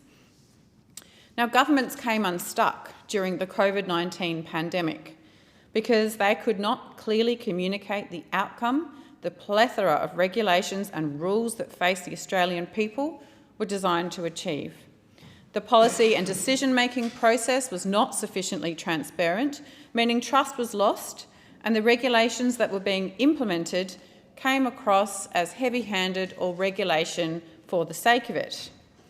Regulation and reform for the sake of it is damaging and pointless.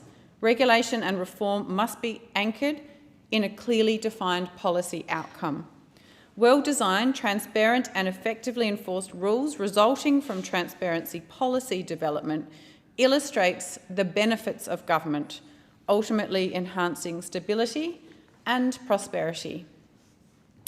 The federal government's 2025 Economic Roundtable is one example of policy development.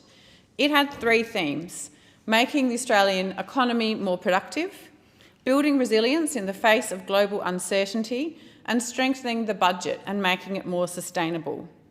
Another example of broad stakeholder consultation in policy development is that on 4 July 2025, the Treasurer and the Minister for Finance asked Commonwealth regulators to suggest simple and useful ways to improve productivity, with a focus on how businesses could better invest, grow and use new products and services, and a focus on cutting rules that were not needed. Around 400 responses were received, with 6 areas of consistent feedback emerging, including regulatory simplification, so making approvals and processes faster and easier to follow, improving rules, guidance and forms, enabling digital and data capability, so meaning the application of AI and other digital solutions to work more efficiently and support innovation and growth, better engagement through working closely with stakeholders through co-design, better consultation and stronger feedback loops, improved transparency and performance involving the sharing of work plans and using tools to measure and report on performance, thus promoting greater collaboration through aligning registers and standards and reducing barriers to sharing data between agencies. Finally, recommendations included targeted reforms directed at making changes in specific sectors that support innovation and efficiency whilst maintaining public trust. One of the responses that was received was from the Regulator Leadership Cohort, which is made up of the heads of 22 Commonwealth regulators. The cohort identified that information sharing to enable a tell us once model of connected service delivery and regulation was necessary. It identified that many businesses and individuals were still being required to supply the same information to multiple regulators, and that plainly reusing information already held by government would result in lower compliance costs and faster, more consistent regulatory decisions. Then, in January 2026, the Australian Industry Group said, mounting regulatory burdens are adding to cost pressures at a time when business can least afford it. No amount of tech investment can compensate for poorly designed regulation. The message from industry leaders is clear: regulatory reform is essential if we are to deliver the higher investment levels needed to drive a return to productivity and robust growth. Schedule 1 of this bill, therefore, is directed at the tell us once approach. And in doing so, it also is directed at reducing compliance costs. Australia's privacy laws and other legislative frameworks already contain important information sharing restrictions which are vital to protecting the privacy of Australians. But settings that are too restrictive can affect the efficiency and quality of the services Australians receive when they are in need. Current legislation is too restrictive and includes unnecessary narrow information sharing provisions that prevent or complicate government agencies in sharing information to provide services across different programs. Repeatedly having to provide the same information, tell the same story or go over the same factual history is not only annoying, it can be stressful and cause delay to the access of essential government services. Services Australia, which runs many programs that Australians rely on, is an agency that is particularly encumbered by the restrictive information sharing settings. Under the amendments in Schedule 1 to this bill, Services Australia will have a wider set of circumstances where it's able to share information within the agency for the purposes of administering certain programs like Centrelink, Medicare and child support. This information might include name, address, bank account details, relationship status, partner details, childcare details, children's details, or information about a person's circumstances or vulnerabilities. So in short, Schedule 1 to the bill simplifies the arrangements for sharing information between the Centrelink, Medicare and child support programs, so Services Australia can provide an improved customer experience and Australians can get the support that they need. Schedule 4 is directed at improving government efficiency and improving productivity. When individuals and businesses have to spend disproportionate amounts of time navigating regulation, it's a downward drag on productivity. The same issues are faced by Commonwealth agencies. When time is spent on layered or overly bureaucratic tasks that do not achieve proportionate outcomes, time and costs are wasted. By amending certain regulatory provisions, Schedule 4 seeks to free up time and resources away from compliance and bureaucracy and redirect it into more productive measures. An important example in this bill will be the amendments to the Commonwealth's regulation of critical fuels to enable more targeted responses to shortages. This is timely and contemporary regulation, Deputy Speaker, because it goes without saying that Australia's economy and economic growth depend on a consistent and reliable supply of critical fuels. Legislation currently provides several mechanisms to support the Commonwealth to ensure this reliable supply, including through the minimum stockholding obligation, which was recently raised to 50 days. Schedule 4 does two important things in this respect. Firstly, it amends the minimum stockholding obligation for fuel importers and refiners to provide the relevant minister with additional tools to manage critical fuel shortages and to ensure Australia is not hampered by temporary fuel shortages. Secondly, it facilitates information gathering to enable the Commonwealth to monitor and regulate fuel security, with the result that fuel-related products critical to Australia's trucking industry, diesel exhaust fluid and technical grade urea will be brought within mandatory reporting requirements, and information about Australia's fuel markets and stocks will be able to be collected by the Commonwealth where there is a threat to Australia's national fuel security. Our economy, our businesses, our primary producers, our critical emergency services and Australian citizens depend on reliable supplies of fuel, and these amendments are designed to identify and eliminate potential challenges, disruptions and shortfalls in supply. Consistent regulatory reform is essential, as is the consistent testing and measuring of regulatory settings to identify areas for improvement, to ensure things are fit for purpose and to ensure regulation is efficient. Now, this is most successful when the testing and measuring is done in consultation with key stakeholders who actually operate within the regulatory environment. The tell us once aspect of this bill, part of a suite of measures the government has introduced and will continue to introduce on this theme came about following sustained consultation with regulators and with industry through the Productivity Roundtable. This bill is an example of targeted regulatory reform following solid policy development underpinned by stakeholder consultation. And I commend the bill to the Chamber. I thank the member. The question is that the bill be read a second time, and I call the member for Riverina. Thank you, Deputy Speaker. And the Regulatory Reform Omnibus Bill 2026 contains 4 schedules. But it's interesting to note that the cost of complying with federal regulation has increased from $65 billion in 2013 to $160 billion today. Now, we have 4 schedules before us. Amendments to simplify business regulation, amendments to streamline regulation, amendments to support a tell us once approach, and technical and other amendments. So much to unpack in this legislation.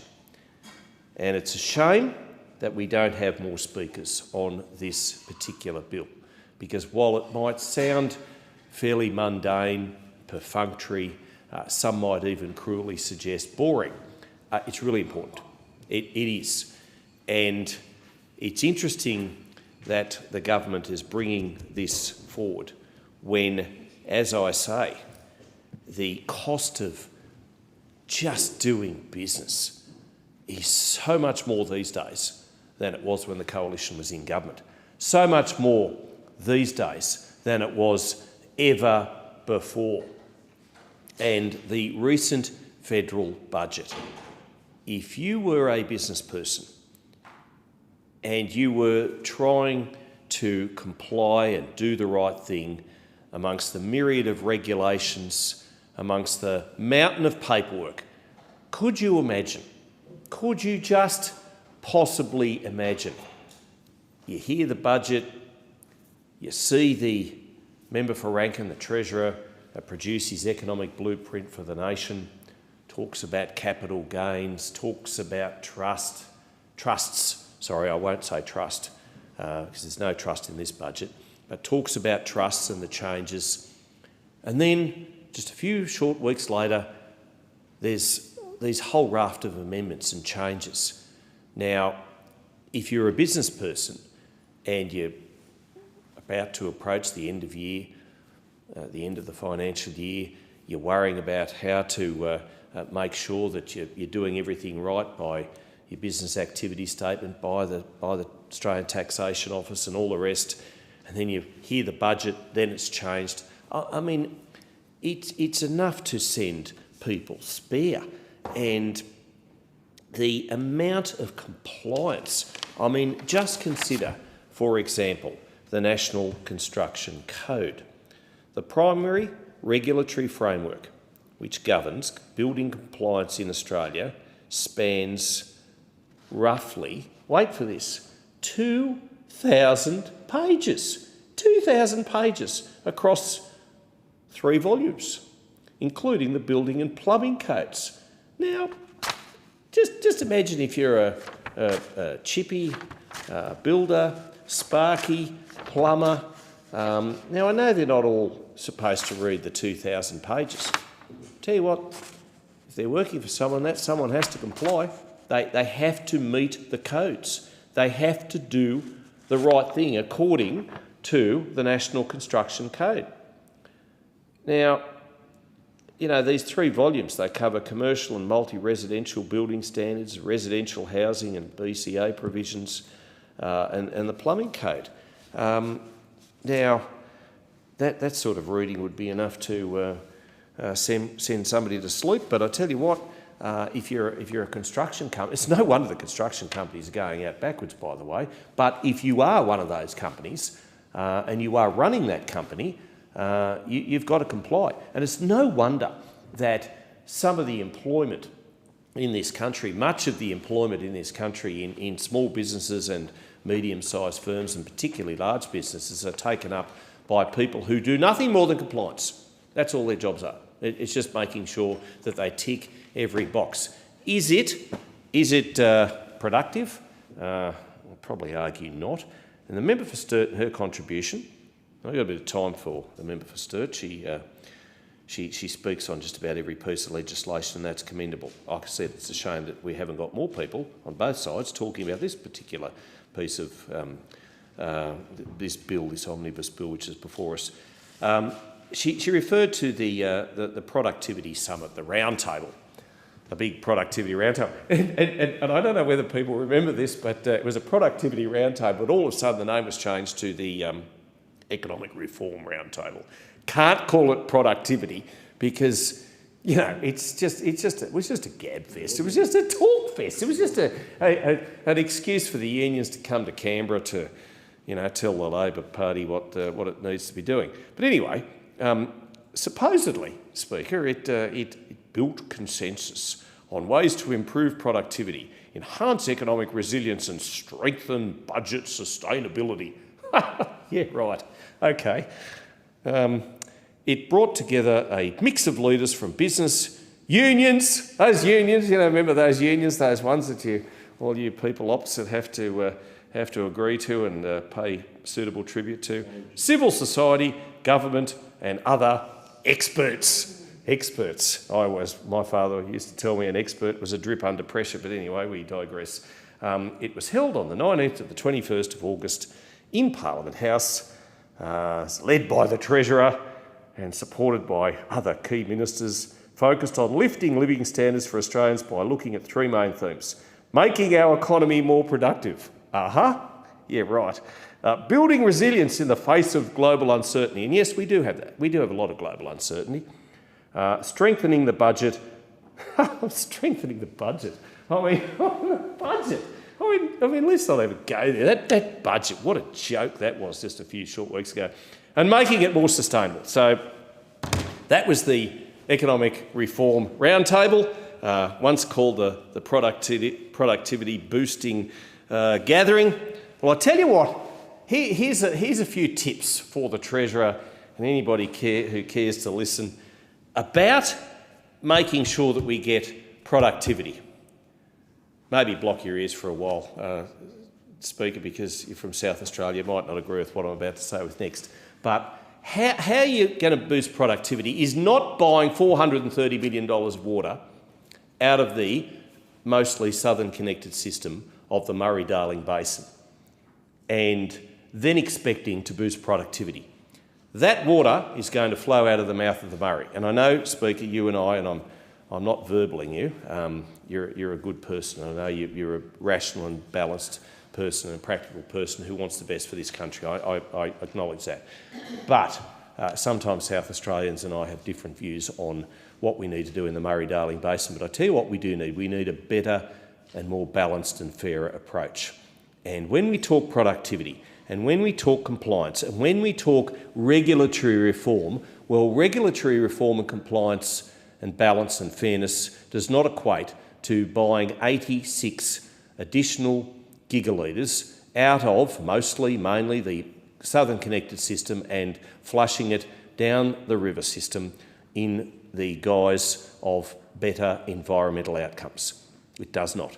That equates to 34,400 Olympic-sized swimming pools equivalents. So when you take 34,400 Olympic-sized swimming pools out of productive farming, agricultural use, and you're still expected to grow as much food, what is that going to lead to? What do you reckon it's going to lead to? I'll tell you what it's going to lead to. It's going to lead to less food. And when you've got less food, that equates to higher grocery prices. Now, none of us want to pay more for our groceries. We do not. This is the Labor way.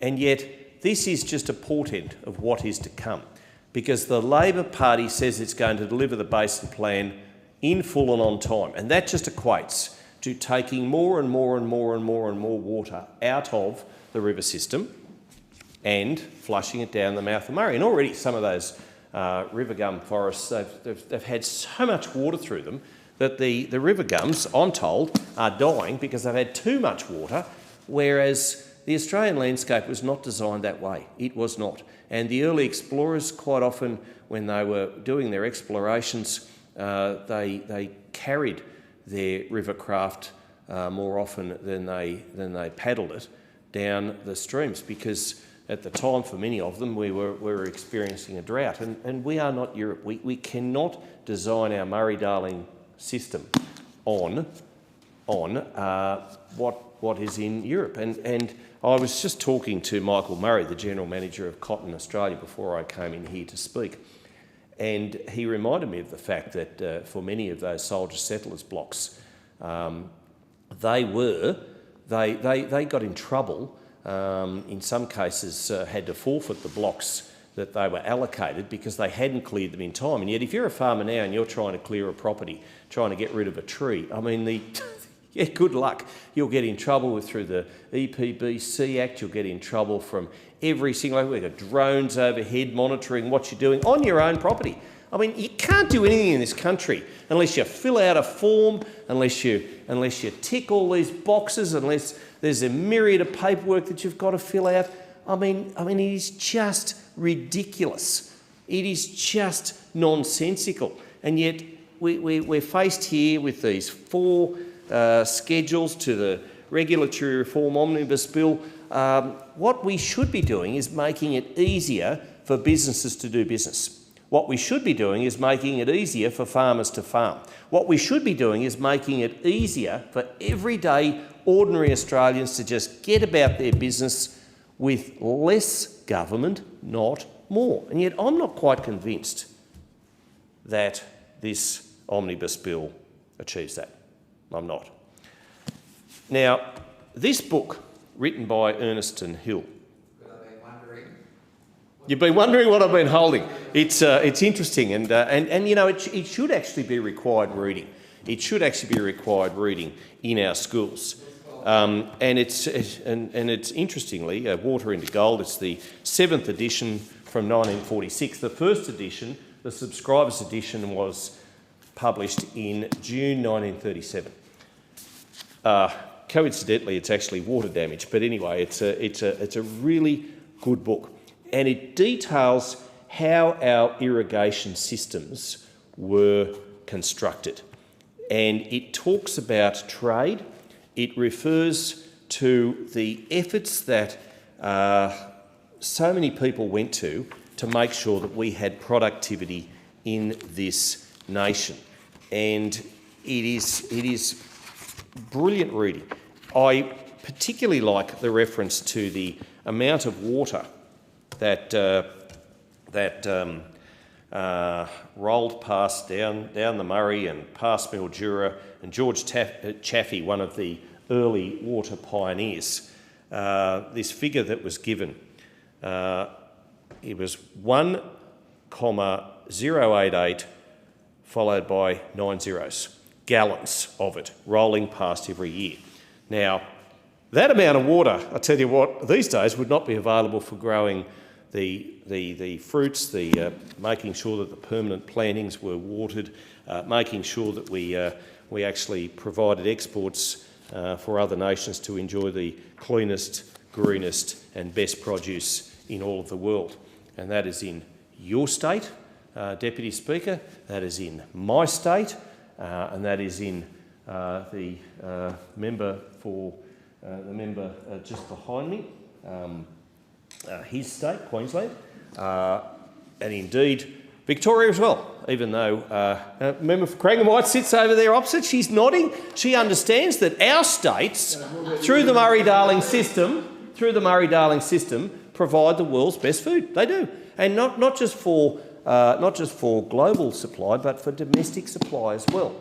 And when we talk compliance and when we talk productivity, I say again, you know, and I heard the member for Sturt talking about climate action, and you know, we're all obsessed, or some are, about this. The greatest moral challenge of our times is not to bedevil our farmers and to take away their water and to ruin our landscapes with wind turbines and solar factories. It's actually to grow food. because too many people in this world go to bed hungry. They do. And we can grow our food, we can grow the best food available if we only had the political will to do so. Regulatory reform there should be much more in this bill, and I'd love another 15 minutes, although I'm probably not going to get an extension of time. I'd love to have more time to talk about what we should be doing to lift the burden on our farmers, to lift the burden on our irrigators, to lift the burden on our small business operators who need help. This bill does not provide that. That said, there are some good elements to this bill, but it doesn't go anywhere near the way it needs to help lift compliance for our hard-working Australians. I thank the member for Riverina. The question is that the bill now be read a second time. I call the member for Ford. Thank you, Deputy Speaker. I also thank the member for Riverina there for again providing a bit of guidance after spending so long in this place, that when you're talking about legislation, you don't necessarily need to talk about the specifics of the legislation, but where it fits within the wider picture. And the other thing I appreciate from the member for Riverina is a chance to talk about my farming experience again, because any chance I get, I love to talk about that. And while I ran my own little contract mustering business, when I say that I mean my bike and a ute and a pack of dogs, I also spent 6 or 7 months, I think, driving tractors in Mildura. And so I saw what literally the greening of the desert. You know, Mildura is only 300 k's from Broken Hill, really smack bang in the middle of the desert. It is amazing what water can do. It is amazing what we have in our country is an enormous amount of land, and I think that that it is both that land which gives us our productive capacity, but it is also which gives us our national spirit, and that spirit of having a go. And you don't want government getting in the way. And government absolutely can get in the way and hold you back and drives people crazy. Not just on the land, but I think we see a world these days where we fill out other people's web forms and we're doing all of their paperwork for them online. I think in many ways I think that there are two types of people in the world. There are entrepreneurs and there are bureaucrats. You need both. But it is definitely the job of the government to create the conditions for those bureaucrats to thrive.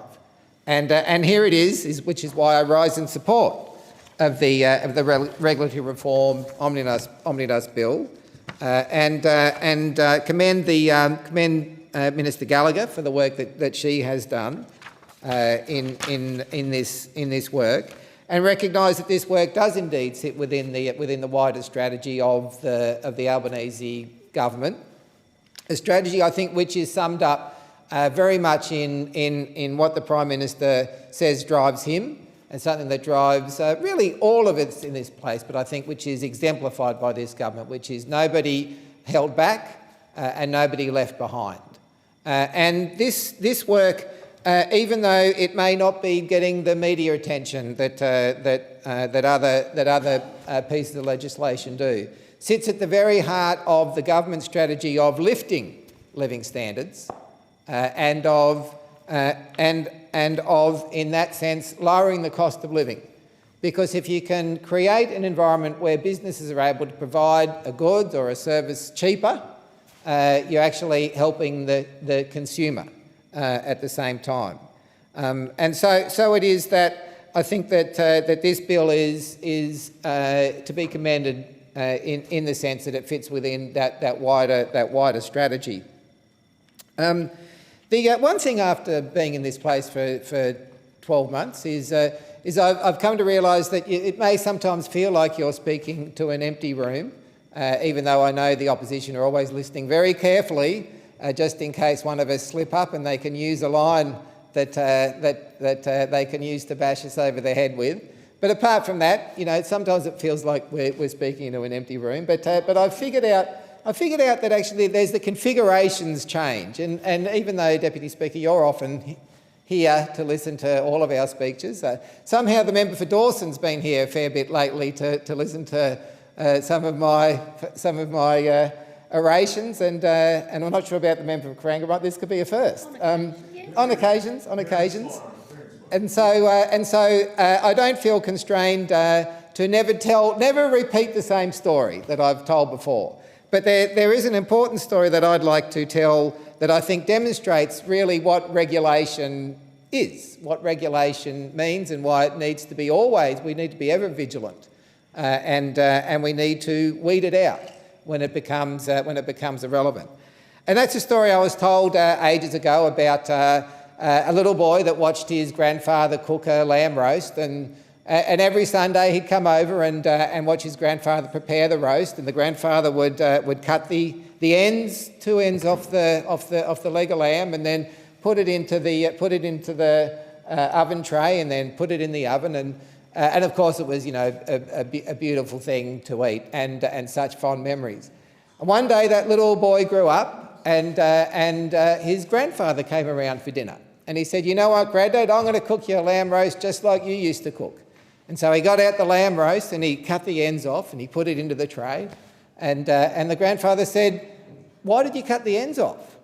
And the little boy said, "Well, Grandfather, that's what you always did when you did the lamb roast." And he said, "No, that's only because the pan I had was too small to fit the roast."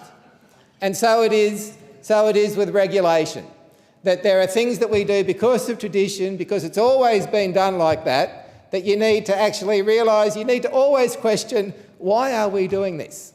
And I think this bill goes some way towards dealing with some of those old traditions. And as I say, you know, at the heart of our democratic system, to be honest, is a belief in the spirit of business, the spirit of entrepreneurialism. I think that is why we all believe in the democratic. We all essentially believe in that one shared democratic experience of that expression of the individual, which to me is what business is.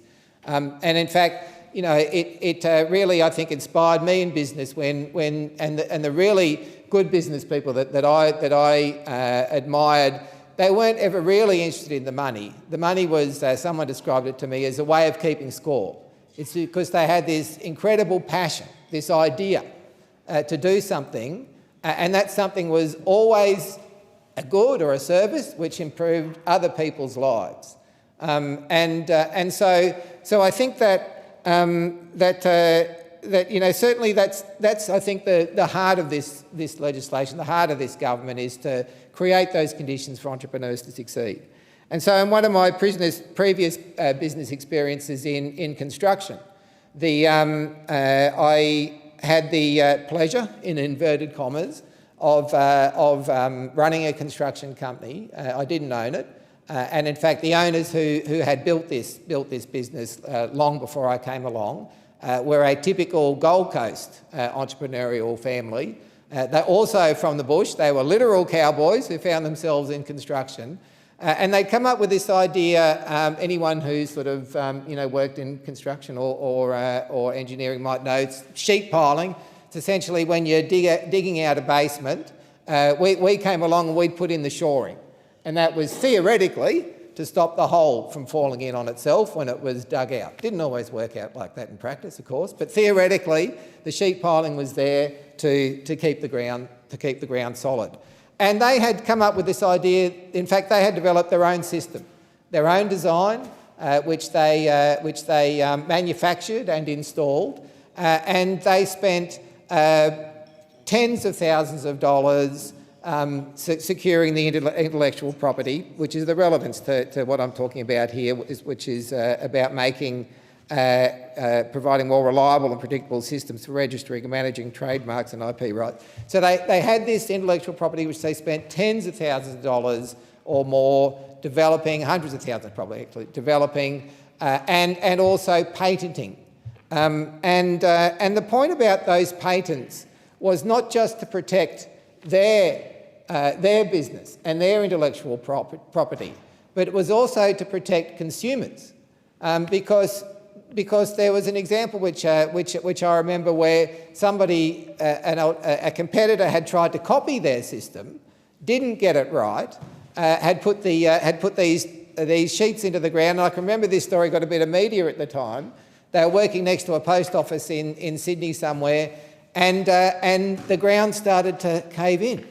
And there was a post office next door, and and the building started to literally shake, and as the glass windows were smashing around these poor workers and customers as they fled the building, the whole started to fall in on itself. And that's because they were using a ripped-off system that provided no protection to the consumer and provided no protection to the business.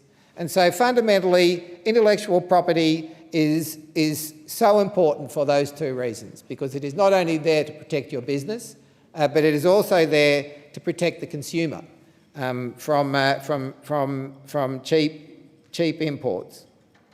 And so I think it should also be worth mentioning that this bill is not just about business, however, but it is also about dealing with Centrelink and making it easier for people to deal with Services Australia. Again, it is about helping the provider, the business, in this case the government, Services Australia, and also helping the consumer, in this case the client, the customer of Services Australia. Because all of us in our electorate know how frustrating it is, and that's why it is good to see that this sits in the overall strategy of this tell them once approach to Services Australia, because we all know from dealing with constituents just how frustrating it is when you're dealing with Centrelink at the best of times, but when you've got to keep going back and giving them information that really Centrelink should be able to get from somewhere else. It's incredibly frustrating, and in fact it can be more than frustrating. It can be really quite psychologically debilitating. And I'm sure we've all got constituents who come to us really at the end of their tether because Services Australia have just been obtuse, I guess, in the way that they deal with people. And so this is going to, as I say, make it easier for Services Australia. It's going to provide relief to that operation and the people working in that operation, but it's also going to provide relief to the people that actually have to deal with superannuation. And so as I say, while the configuration of this chamber has changed mid-speech, and it's good to see there are some people who may not be elected here who are here and might be able to follow the flow of the story. But as I say, it is, I think, fundamental to the Albanese Labor government's philosophy of nobody held back and nobody left behind, that we take this approach to make life easy for business, we make life easy for consumers, to make life easy for government departments and to make life easy for clients of government departments. Because at the heart of the Albanese government strategy is to not rest on our laurels, and to realise that, incidentally too, that the member for Riverina left at a point there, but for those that have been following along, he made a point that from that business costs, and he used 2013 as a base. And I can't remember the exact number he said, but they started off at about $60 billion and now it's grown since 2013. And it just made me wonder, why did he use 2013 as a base? Because that was actually when they took office last time. So if business costs grew to such a big number that he felt it worth mentioning in this chamber, why didn't he use 2022 as the base? Why did he go back to 2013? Because it makes me think that the greatest rise was in that period from 2013. Now I don't know for sure, but it is curious why he used that as a base.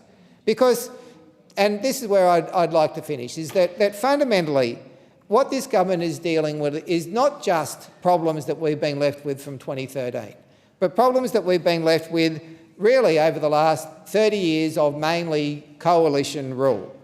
And we have seen very much, just in the general where this legislation sits, we have seen coalition governments follow a policy of neoliberalism, essentially privatisation, economic rationalism and unfettered free trade that has left working class communities struggling, and it has been left to the Albanese government to try and fix that up. And so it is that we are not only using legislation like this to make life easier for business, but we are making it easier for workers to find housing, to find affordable housing, which ultimately will help business. We're making it easier for businesses to use cheaper energy through renewable energy, mind you, and we are making it easier for our businesses, our foundational manufacturing, to compete against state-owned enterprises. And so I commend the bill to this House in the context of which it sits, which is the Albanese government's philosophy of nobody left behind and nobody held back, and I commend this to the House. I call the member for Moore. Thank you, Deputy Speaker. I rise to support the Regulatory Reform Omnibus Bill 2026.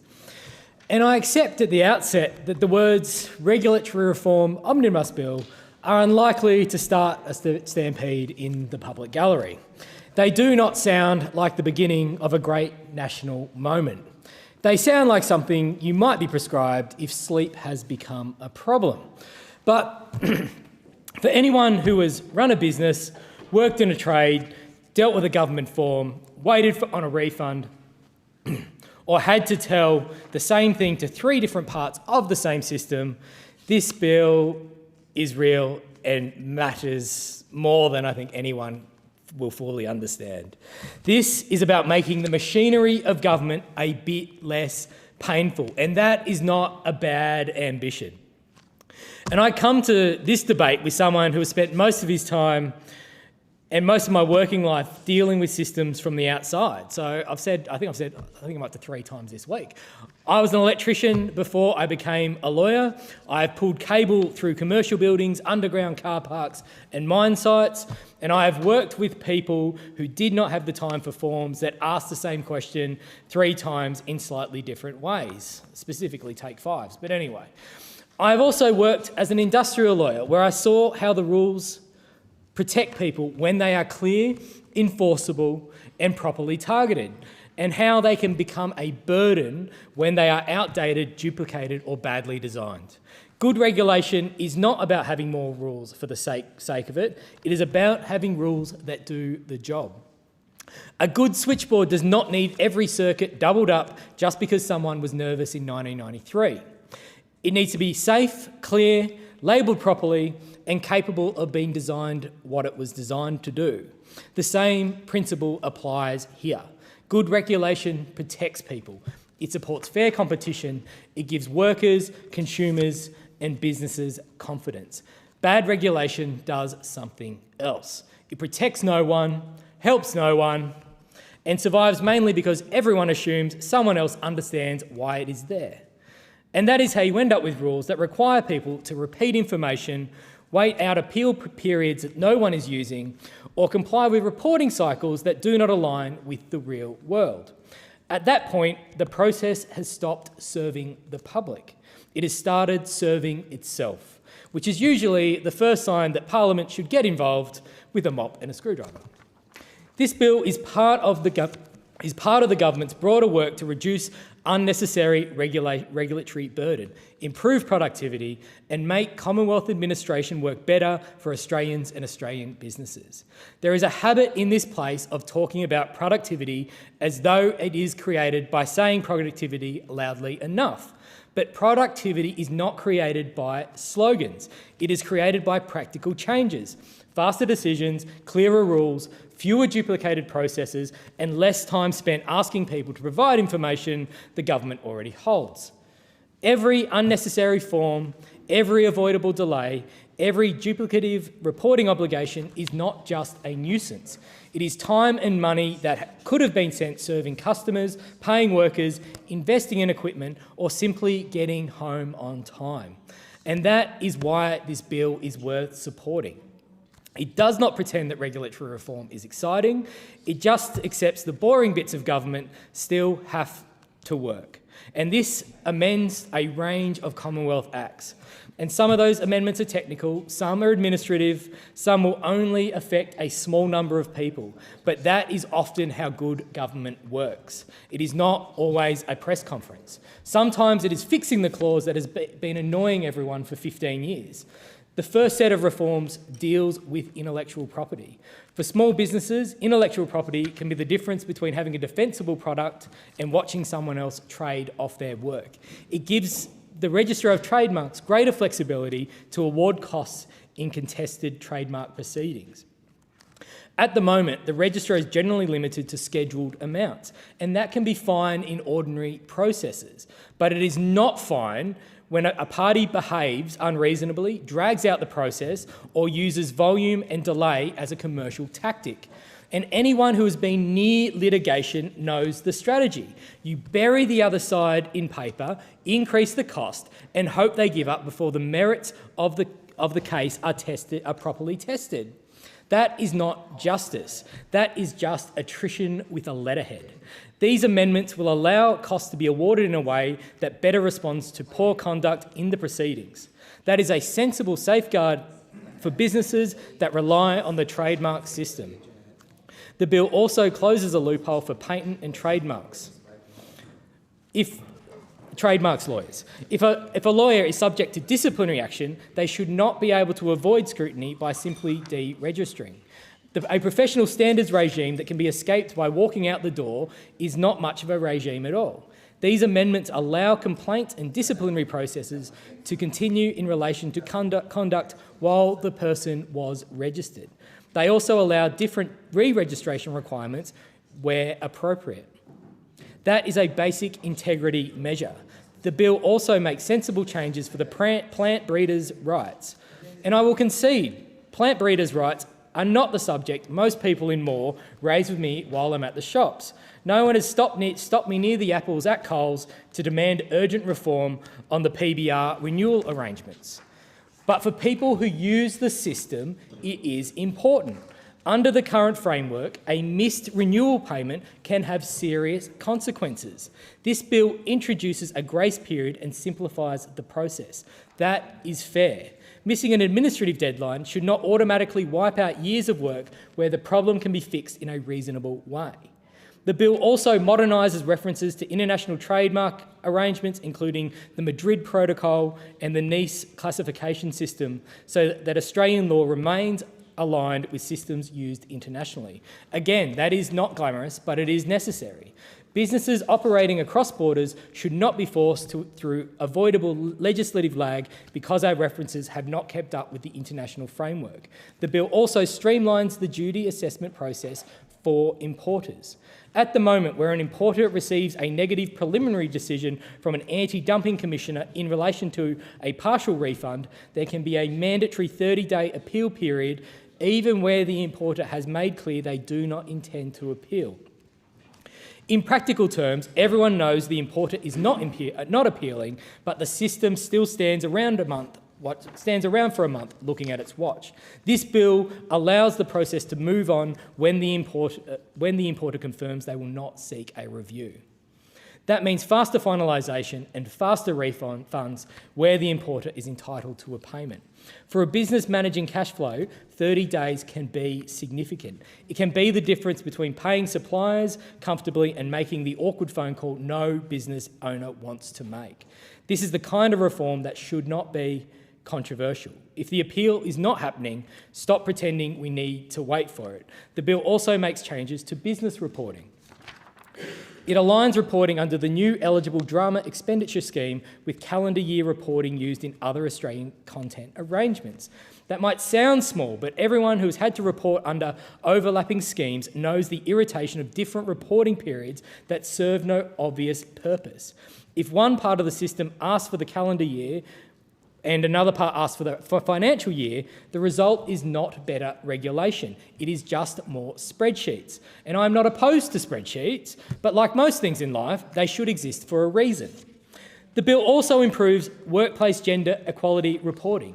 It introduces a 12-month window between target cycles so employers have time to assess the results of one cycle before setting the next. And that is sensible. Gender equality targets should not be rushed out as a box-ticking exercise. Employers should be looking at their data, understanding what worked, understanding what did not, and then setting targets that mean something.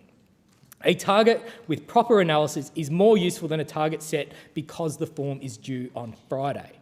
The bill also harmonises reporting periods for public sector and private sector employers. It will allow more comparable data.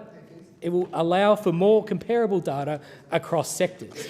Better data should lead to better decisions, and that is the point. The next part of the bill continues the government's move towards a tell us once approach. That phrase should be understood in plain English. If you've already told the Commonwealth something and the Commonwealth is able to lawfully and securely use that information, you should not have to keep telling it again. People in my electorate office in Joondalup do not come in because they are excited about an administrative process. They come in because something has gone wrong, something is delayed, or they cannot get a clear answer. Often, the problem is not the government has no information. The problem is the information is sitting in the wrong part of the system, behind the wrong door, requiring the person to prove the same thing again. This bill takes further steps to reduce that duplication. It allows certain goods covered by tariff concessions order to be exempt from dumping and countervailing duties in particular circumstances without needing further administrative decision. Again, the principle is simple. Where the substantive basis has already been established, do not build a little administrative roundabout just so everyone has to drive around it. The bill also improves the operation of the Healthcare Identifiers Act. It allows date of death information to be disclosed in appropriate circumstances to healthcare providers and health administration entities. That allows patient records to be closed properly and avoids unnecessary work and cost. This is one of those areas where the law needs to catch up with ordinary reality. If a healthcare provider is trying to maintain accurate records, the system should not force them into a scavenger hunt. The bill also changes nominee cancellation processes in social security, family assistance, and paid parental leave law. At present, a nominee who wants to cancel an arrangement may need to notify Services Australia in writing. That requirement might look tidy on paper, but it can create delay and difficulty in real life. In some situations, including family and domestic violence, a nominee arrangement may no longer be appropriate or safe. The system needs to be able to respond quickly. And if a person has clearly communicated that they want an arrangement cancelled, the Commonwealth should not respond by saying, "Thank you, now please provide that in writing." That is not accountability, that is bureaucracy doing an encore. The proof of life reforms are also welcome. These requirements apply to certain older pension recipients who have been outside Australia for a continuous period. The purpose is understandable. The Commonwealth must ensure payments are made only where a person remains entitled to them. But the process should not be more burdensome than is necessary. The bill allows Services Australia to rely on information it already holds in circumstances and provides more flexibility on how proof of life certificates are completed. And there is a serious policy objective here, but there is also a very human one. Elderly Australians should not be forced through unnecessary procedural steps if the government already has reliable basis to verify the information. And the bill also removes redundant legislation. That includes repealing acts that no longer serve a practical function because the schemes or bodies they dealt with have been either merged, sold, deregistered or otherwise overtaken by events. There is no public benefit in keeping dead law on statute book as a kind of legislative museum exhibit. Parliament should be prepared not only to pass laws, but to clean them up. And this bill also improves the Australian Human Rights Commission complaints process by removing an adverse allegation notification requirement that has not worked as intended. Procedural fairness is important. I say that as a lawyer and as someone who has represented working people in workplace disputes. but procedural fairness must be directed to the people who are actually affected by the process and who have a proper role in it. The current notification requirement can cause confusion and stress for people who are not respondents, are not subject to legal consequences and cannot formally respond in the complaint process. Removing that requirement is not weakening fairness, it is recognising that unnecessary notices can create more confusion than protection. The bill also assists former ADF members by expanding access to account-based pension product through the Commonwealth Superannuation Corporation. Former defence personnel should have appropriate choice in managing their retirement income. This amendment gives eligible former ADF members another option without forcing them into it. That is a practical and respectful reform. Finally, the bill makes several technical amendments to customs and anti-dumping law. It clarifies the definition of a subsidy to better align with international obligations. It creates a slip rule so obvious clerical and typographical errors can be corrected without requiring unnecessary lengthy processes. It also clarifies that weighted average calculations can apply where there is only one transaction in the relevant period. I appreciate that it may not set hearts racing across the nation, but for people dealing with custom processes, anti-dumping reviews and project-based transactions, clarity in law is not academic. It affects decisions, costs and certainty. And there is something to be said for a parliament that wants to fix the boring bits. So I commend the bill to the House. Member for O'Connor. I move that the debate be adjourned and the resumption of the debate be made an order of the day for the next sitting. The question is that the debate be adjourned and the resumption of debate be made an order of the day for the next sitting. All those in favour say aye. All those against say no. I think the ayes have it. I call the clerk. Government business, next order of the day. Resumption of debate on the second reading of the Customs Tariff Amendment Incorporation of Proposals Bill Number 1, 2026. The question is that the bill now be read a second time. I call the member for Hasluck. Thank you very much. Thank you to the member for ceding forward to me for this occasion. So I rise to speak in support of the Customs Tariff Amendment Incorporation Proposals Bill Number 1, 2026. And now this is obviously a practical, targeted bill. Deputy Speaker, it's not likely one that will grab any headlines, but it does something deeply important. It makes life easier for Australian businesses and it supports Australian households, and it ensures that our trade settings actually reflect both our economic interests but also our values. At its core, this legislation amends the Customs Tariff Act of 1995 to effect a number of tariff changes already progressed through proposals considered by this House. And what it means in plain terms is that we are modernising our tariff system, removing unnecessary red tape, aligning the rates across agreements and ensuring our laws keep pace with the way in which we want to see trade work. And that matters. Because for communities like mine in Hasluck, trade policy isn't abstract.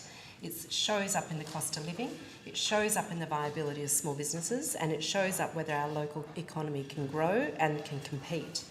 And this modernisation of our tariff system is part of a broader agenda of the Albanese government, and one that we've been pursuing by recognising that trade policy must be proactive, it must be strategic, and it has to be grounded in the realities of a changing global economy. And we've seen that most clearly through the work of the Minister for Trade and Tourism, Minister Don Farrell, whose efforts to restore and expand Australia's trade relationships have delivered real benefits for Australian exporters and, importantly, for jobs in communities like mine in Hasluck. From rebuilding access to critical markets to advancing new trade opportunities, this government is determined to ensure that Australian businesses aren't left behind, but instead are positioned to compete and succeed. These agreements and renewed partnerships are not abstract achievements either. They do translate into opportunity. They mean stronger demand for Australian goods, more certainty for exporters, and a more stable environment for investment. And across Western Australia, and particularly in a growing electorate like mine in Hasluck, it matters for local jobs, for small and medium enterprises, and for future growth. So since coming to office in May 2022, the Albanese government has driven a renewed trade agenda, bringing into force the Australia-India Economic Cooperation Trade Agreement, the Australia-United Kingdom Free Trade Agreement, and more recently the Australia-United Arab Emirates Comprehensive Economic Partnership Agreement, while advancing, of course, the landmark Free Trade Agreement with the European Union and strengthening our engagement through regional agreements like the Regional Comprehensive Economic Partnership. At the same time, we've secured new opportunities beyond traditional trade agreements, including Australia's association with the European Union Horizon Europe program, which is the EU's flagship €93.5 billion of research and innovation funds, which gives Australian businesses, researchers and industries direct access into one of the most significant pools of global investment and collaboration seen anywhere in the world. And we're also seeing new opportunities emerge from our engagement with partners beyond our traditional markets. Our work with the EU, improving pathways for Australian participation in the European funding programs and investment frameworks, opens the doors for Australian businesses, researchers and industry to access that significant pool of capital and collaboration. So this is absolutely more than trade flows. It's about securing Australia's place in the next generation of global economic partnerships. So when we talk about aligning tariffs and our values, we're also talking about ensuring that our domestic settings complement the work that we're actually doing internationally, be it through these agreements, partnerships and strategic engagement. That way our businesses can fully take advantage of the opportunities. So one of the most significant elements of this tariffs bill is the abolition of what we call nuisance tariffs. These are tariffs that on paper sit at around 5%, but in practice are often avoided through concessions or free trade agreements. And it means businesses are already spending time and money just to get to what is effectively a zero rate. And in fact, I think it costs the government more to administer than what they collect. So this bill cuts through that inefficiency by permanently setting the duty rate to free for around 500 tariff classifications. In doing so, it simplifies the system and it removes the need for businesses to navigate complex admin processes just to achieve an outcome that's already the norm. Now, that might sound technical, but again, in HASLUC, I hear from retailers, importers. We just had a recent delegation of distilleries head to Hong Kong and Singapore as well in the past. And this actually really does matter because it reduces that admin burden that they would otherwise face. So whether it's a family-run business in Midland bringing in homewares or a beauty supplier in Ellenbrook sourcing personal products or a small distributor dealing in everyday goods, these businesses don't have compliance teams, they have owners who are already wearing 10 hats. And what they've told me consistently is that time spent dealing with unnecessary paperwork is time that they don't get then to spend on growing their business. So when we simplify tariffs, we're not just adjusting a schedule in legislation, we're freeing up time and reducing costs for real businesses in our community. And we should also be clear about the economic intent because by removing these low-value, high-complexity tariffs, we are streamlining Australia's trade framework and reducing the compliance burdens across the board. And that aligns with what I've said in this place before, that good economic policy is not just about big announcements, it is about removing friction. And it's about making it easier for businesses to do business. And that is exactly what this bill does. The bill also addresses issues that go beyond economics and speaks directly to our geopolitical views. It extends the temporary additional duty applied to goods from Russia and Belarus. That measure was introduced in response to the invasion of Ukraine and it remains part of the international community's broader response. So, as I say, it's not simply about tariffs, it's about standing with like-minded nations in defence of sovereignty and in support of the rules-based international order. It does send a message. At the same time, the bill continues concessional tariff treatment for goods from Ukraine, extending duty-free access for a further period. And that ensures Ukraine can continue to participate in international trade while under extraordinarily difficult circumstances. And for me and for many in HASLUC, these measures resonate deeply. Our community is diverse, it is multicultural. It includes families with strong connections to Europe, including those affected directly by the conflict in Ukraine. In fact, if I can just mention a lovely couple, elderly couple who attend the Bassendean markets every session that they're held. And she stands there, not with an elaborate stall, but simply with a little tiny trestle table, selling that gorgeous honey cake that is famous in Ukraine. And she serves it up by a slice, and people, eagerly purchase it. And every cent that she raises from her little tiny stall goes directly back to the families in Ukraine. And these gestures, from very local level to businesses more broadly, will all see the value that we're actually speaking to through this bill. So it does reflect both our economic interests and our humanitarian values. And finally, there are a number of technical amendments, particularly in relation to goods under agreements such as the Peru-Australia Free Trade Agreement.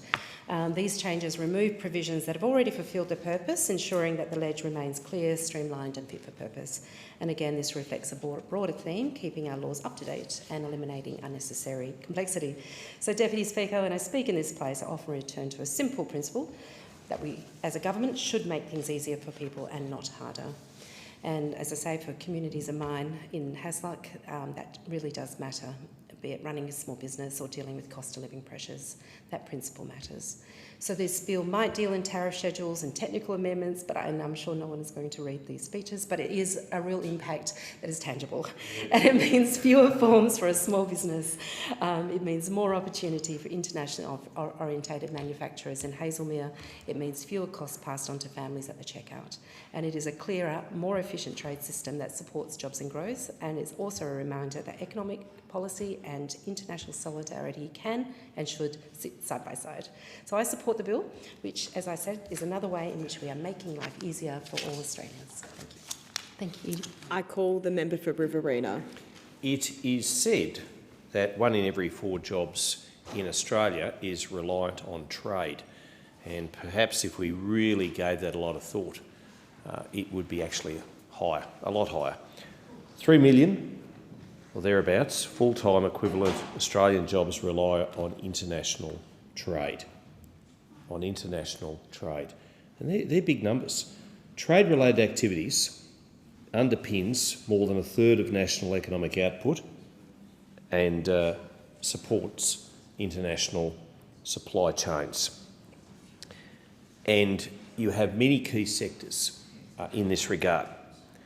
You've got trade-supported employment, including mining and resources.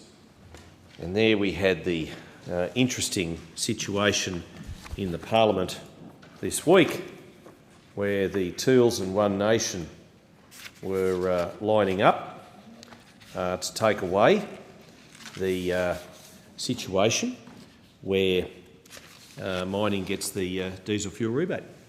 I want to cap it. Yeah, seriously. Yeah, 100%. Member for O'Connor, 100%. Interesting that One Nation would, in fact, do just that. The Teals and the Greens wanted to cap the fuel tax credit scheme for the most profitable mining companies. Now, I don't need to tell you, Member for O'Connor, that the mining industry keeps the lights on. I don't need to tell you that the royalties and the taxes that mining pays keeps a lot of state public schools operating, keeps a lot of state public hospitals providing health services for Australians in Kalgoorlie, in Wagga Wagga and right across the nation. The mining industry is contributing about 9.9% of the nation's gross domestic product, nearly 10%. And I was fascinated to hear Tanya Constable's defence and full-throated arguments in favour of what the mining industry is doing for this country, and indeed why capping the fuel tax credit scheme is such a bad idea, and questioning why the Teals and Greens and One Nation, getting into cahoots with one another to do this, or to attempt to do this. Now, getting back onto key sectors driving trade-supported jobs, agriculture, and our farming produce, food and fibre, is the best in the world. Our farmers are the best environmentalists on the planet. They're bedevilled often by those who do simply not understand the efforts they go to make sure that their land and water is sustainable, because if they soil the soil, pardon the pun, then quite frankly, they're not going to have a future. And so they make sure that they are doing the right thing by the dirt underneath their feet and by the water which flows and falls onto their ground. And we should be producing more. We're not going to be producing more to support our trade, to uphold bills such as the Customs Tariff Amendment Incorporation of Proposals Bill number 1, 2026, if we continue to buy water out of the Murray-Darling Basin. Just last week, another 86 gigalitres taken out of productive use. It cost the government $430 million at a time when national debt is heading, spiralling, plunging, lurching, call it what you like, towards $1 trillion. Education and tourism, crucial service-based export sectors bringing international revenue. Logistics and ports. Now, interestingly, the maritime supply chain on its own supports nearly 700,000 jobs across this nation. 700,000 jobs.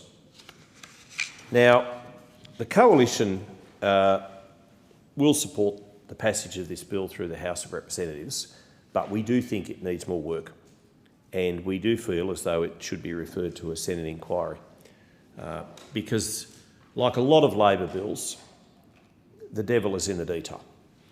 And there are always elements of Labor bills brought forward that you simply can't trust, that you simply don't pass the sniff test.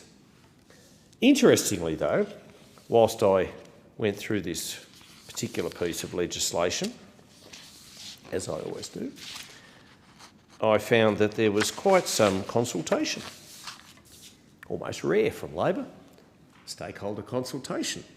How interesting. And stakeholders involved in the processes overseen by Treasury and submissions made to them have been used as the central sources of stakeholder feedback on the measures at the core of this bill. And the list is interesting. Business Council Australia, looking after big business. Okay. Australian Chamber of Commerce and Industry, Australian Forest Products Association. Thank you, well done. We need to consult more with our forestry people. Talking of sectors which get maligned, there's one of them, and it was interesting. I had a very productive meeting with Carly Porteous from the Southern Softwoods Working Group this morning about what we could and should be doing in this regard. Bridgestone, Nestle, Levi Strauss, Optical Distributors and Manufacturers Australia, Bicycle Industries Australia, We Ride Australia, Sustentio, Infrastructure Partners, Ecolift, Australian Oilseeds Federation, the Australian Music Association. And that's fair enough too, because a lot of our fine music, and we do produce some fine music, noting that Darryl Braithwaite's retiring from live performances. That's such a shame. I mean, we could all sing along to the Horses, but moving right along. And we do export a lot of music, and that's to be admired. But then these two, interestingly, wait for this one, the Australian Manufacturing Workers Union. Of course they were consulted. Of course they were consulted. But it gets better. The Construction, Forestry and Maritime Employees Union, the CFMEU. Why they were consulted, I'm not quite sure, although I suspect if you're going to talk about maritime and you're going to talk about forestry, well, all well and good. However, interestingly, I also note that a report by the ABC, one of these city-based ABCs that One Nation wants to stop, I digress, of Tuesday, June 16, where the second paragraph reads thus: criminal activity inside the construction union, that's the CFMEU, had cost taxpayers in Victoria an estimated $15 billion in investigation by Jeffrey Watson SC found in February. Now, I don't know why the government would really want to consult the CFMEU on what it claims to be necessary legislation when the CFMEU are running around the state of Victoria, which is chaotic, by the way, and siphoning, for want of a better word, an estimated $15 billion through criminal activity inside the construction sector. Now, it's no wonder that you can't get anything done or built in Victoria when you've got the union responsible doing that sort of nefarious activities. It's no wonder. And the only way that that's going to be nipped in the bud, although I think the bud's quite large, is to get Jess Wilson and Danny O'Brien from the Liberal and Nationals to lead a coalition government after November. This bill is largely technical. We heard that from the member for Hasluck in her contribution. It's practical in nature. It incorporates into the Customs Tariff Act of 1995 a number of tariff changes that have already been effected through customs tariff proposals. Now, it gives effect from 1 July to the government's second tranche of so-called nuisance tariff removals, and there's 497 of these. And it follows the first tranche of tariff removals that occurred in 2024, when 457 of them were abolished. Now, the government argues that these tariffs raise minimal revenue and apply to goods that already often enter Australia duty-free under free trade arrangements or agreements or other forms of concessions. And secondly, and importantly, the bill extends Australia's duty-free treatment for goods produced or manufactured in Ukraine. Ukraine was illegally and immorally invaded by Russia on the 24th of February 2022. Now, a superpower such as Russia would have thought that it could have just rolled in to little Ukraine and taken over within a matter of hours, if not days, if not weeks. You know, there's something to be said for the spirit of Ukrainian people. There's something to be said for the geography of Ukraine, and there's something to be said for the fact that that dispute, that war, is ongoing 4 long years after that intrusion. And I want to pay tribute to His Excellency Vasyl Myroshichenko, who is the Ukrainian ambassador to Australia.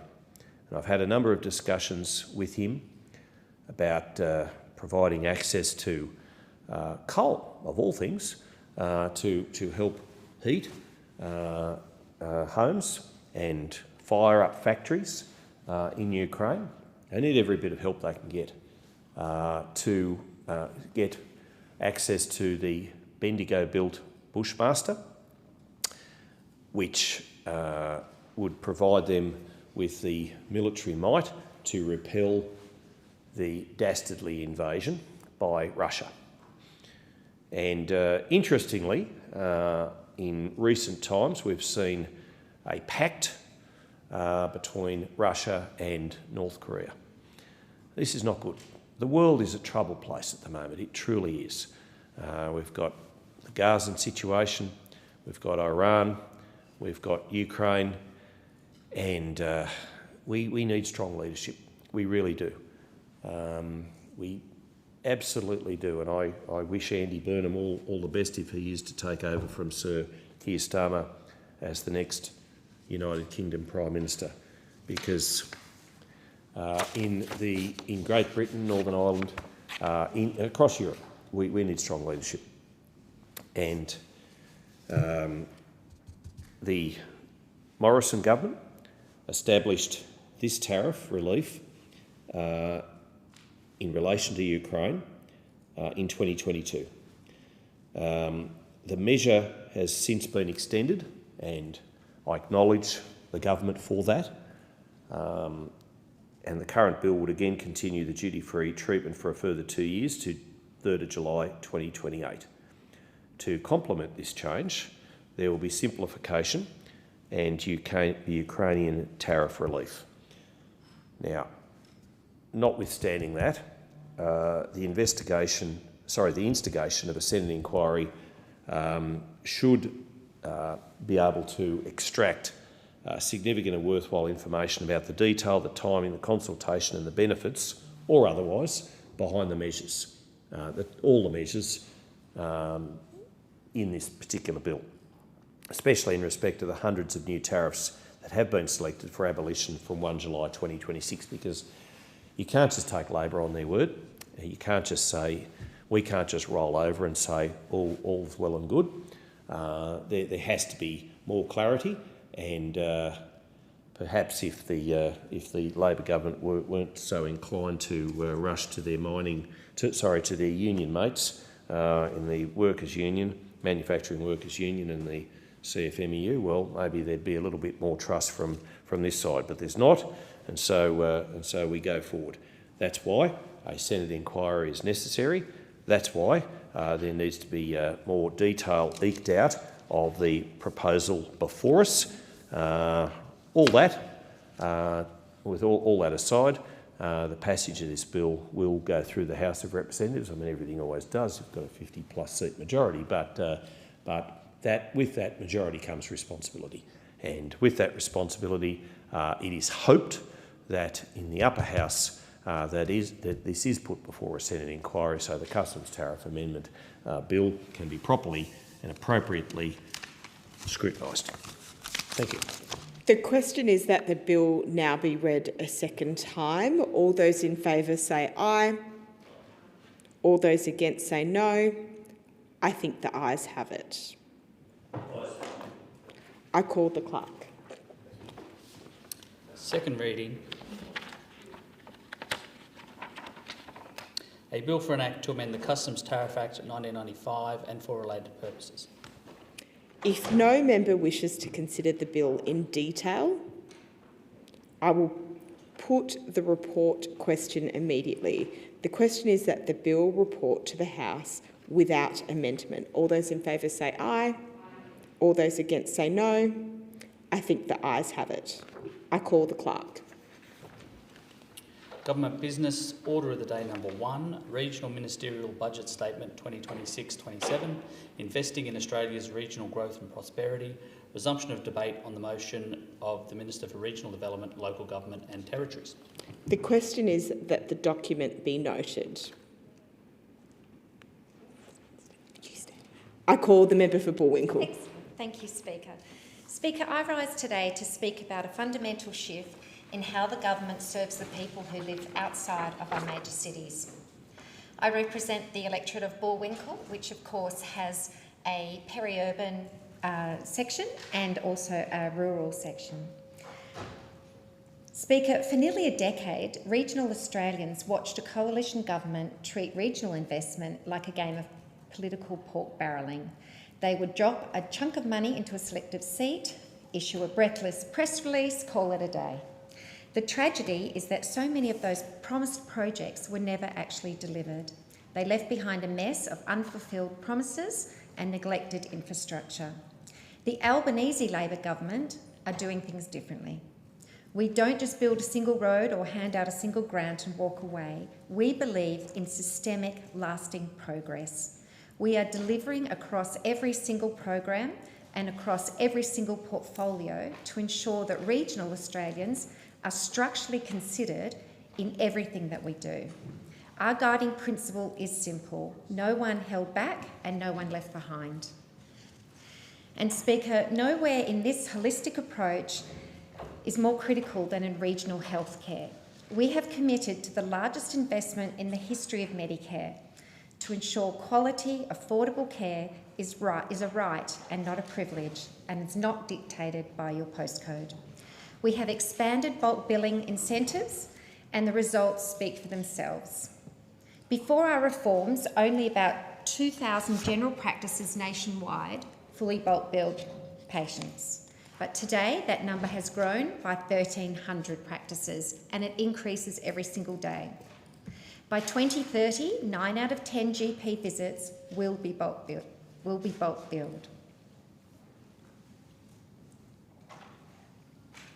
Furthermore, our Medicare urgent care clinics have been an absolute game changer.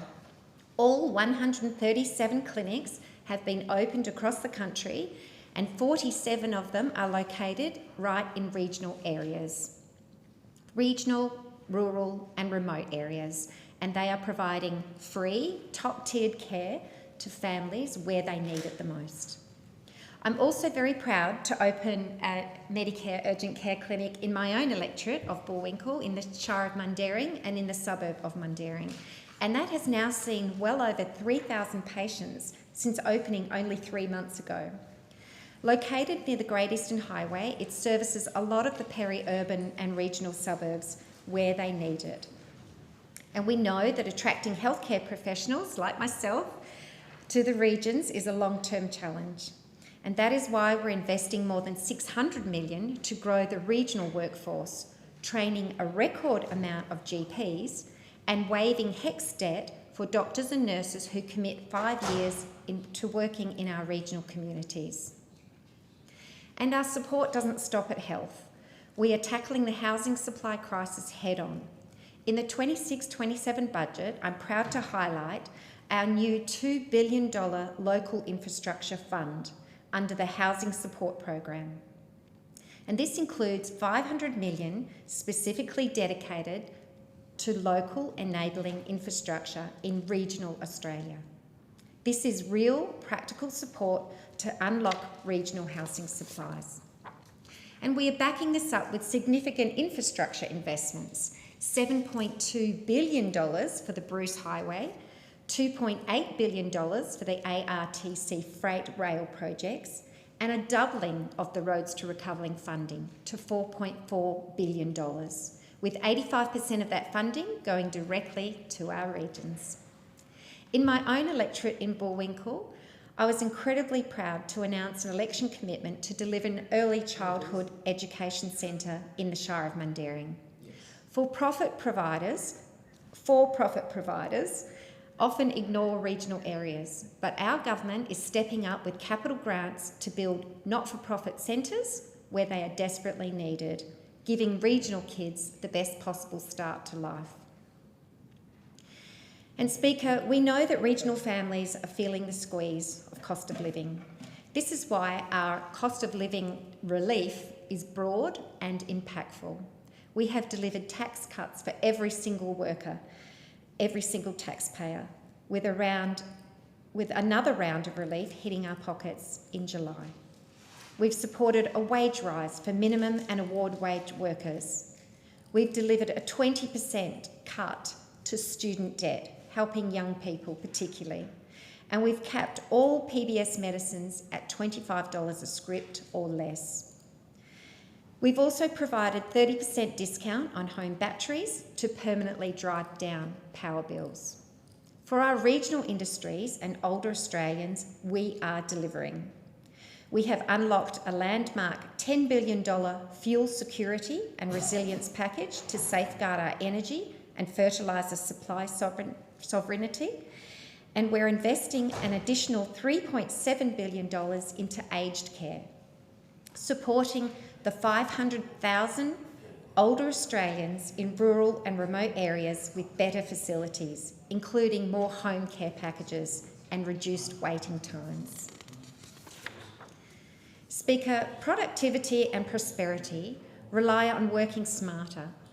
By investing in regional TAFE, regional fee-free TAFE, establishing 56 regional study hubs, including the one at Northam, which I was proud to open together with Minister Jason Clare. We're also upgrading digital connectivity through our $1.1 billion Better Connectivity Plan, and we're investing heavily in health, housing and education, and we're securing the future of regions. Speaker, the Albanese Labor government isn't interested in cheap press releases. We are interested in long-lasting, real delivery. We are cleaning up the mess of the past and the forgotten regions and building a stronger, fairer regional Australia for tomorrow.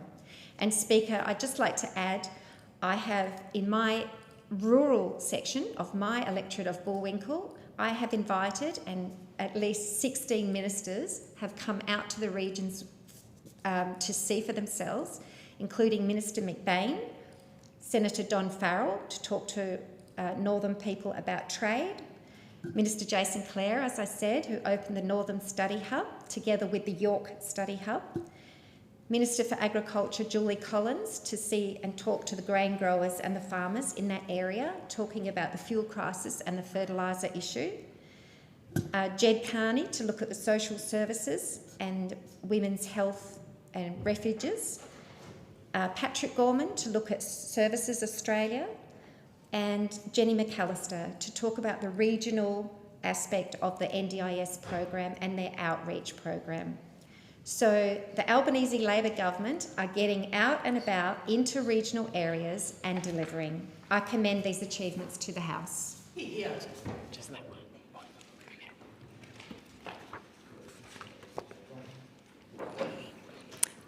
The member for Grey.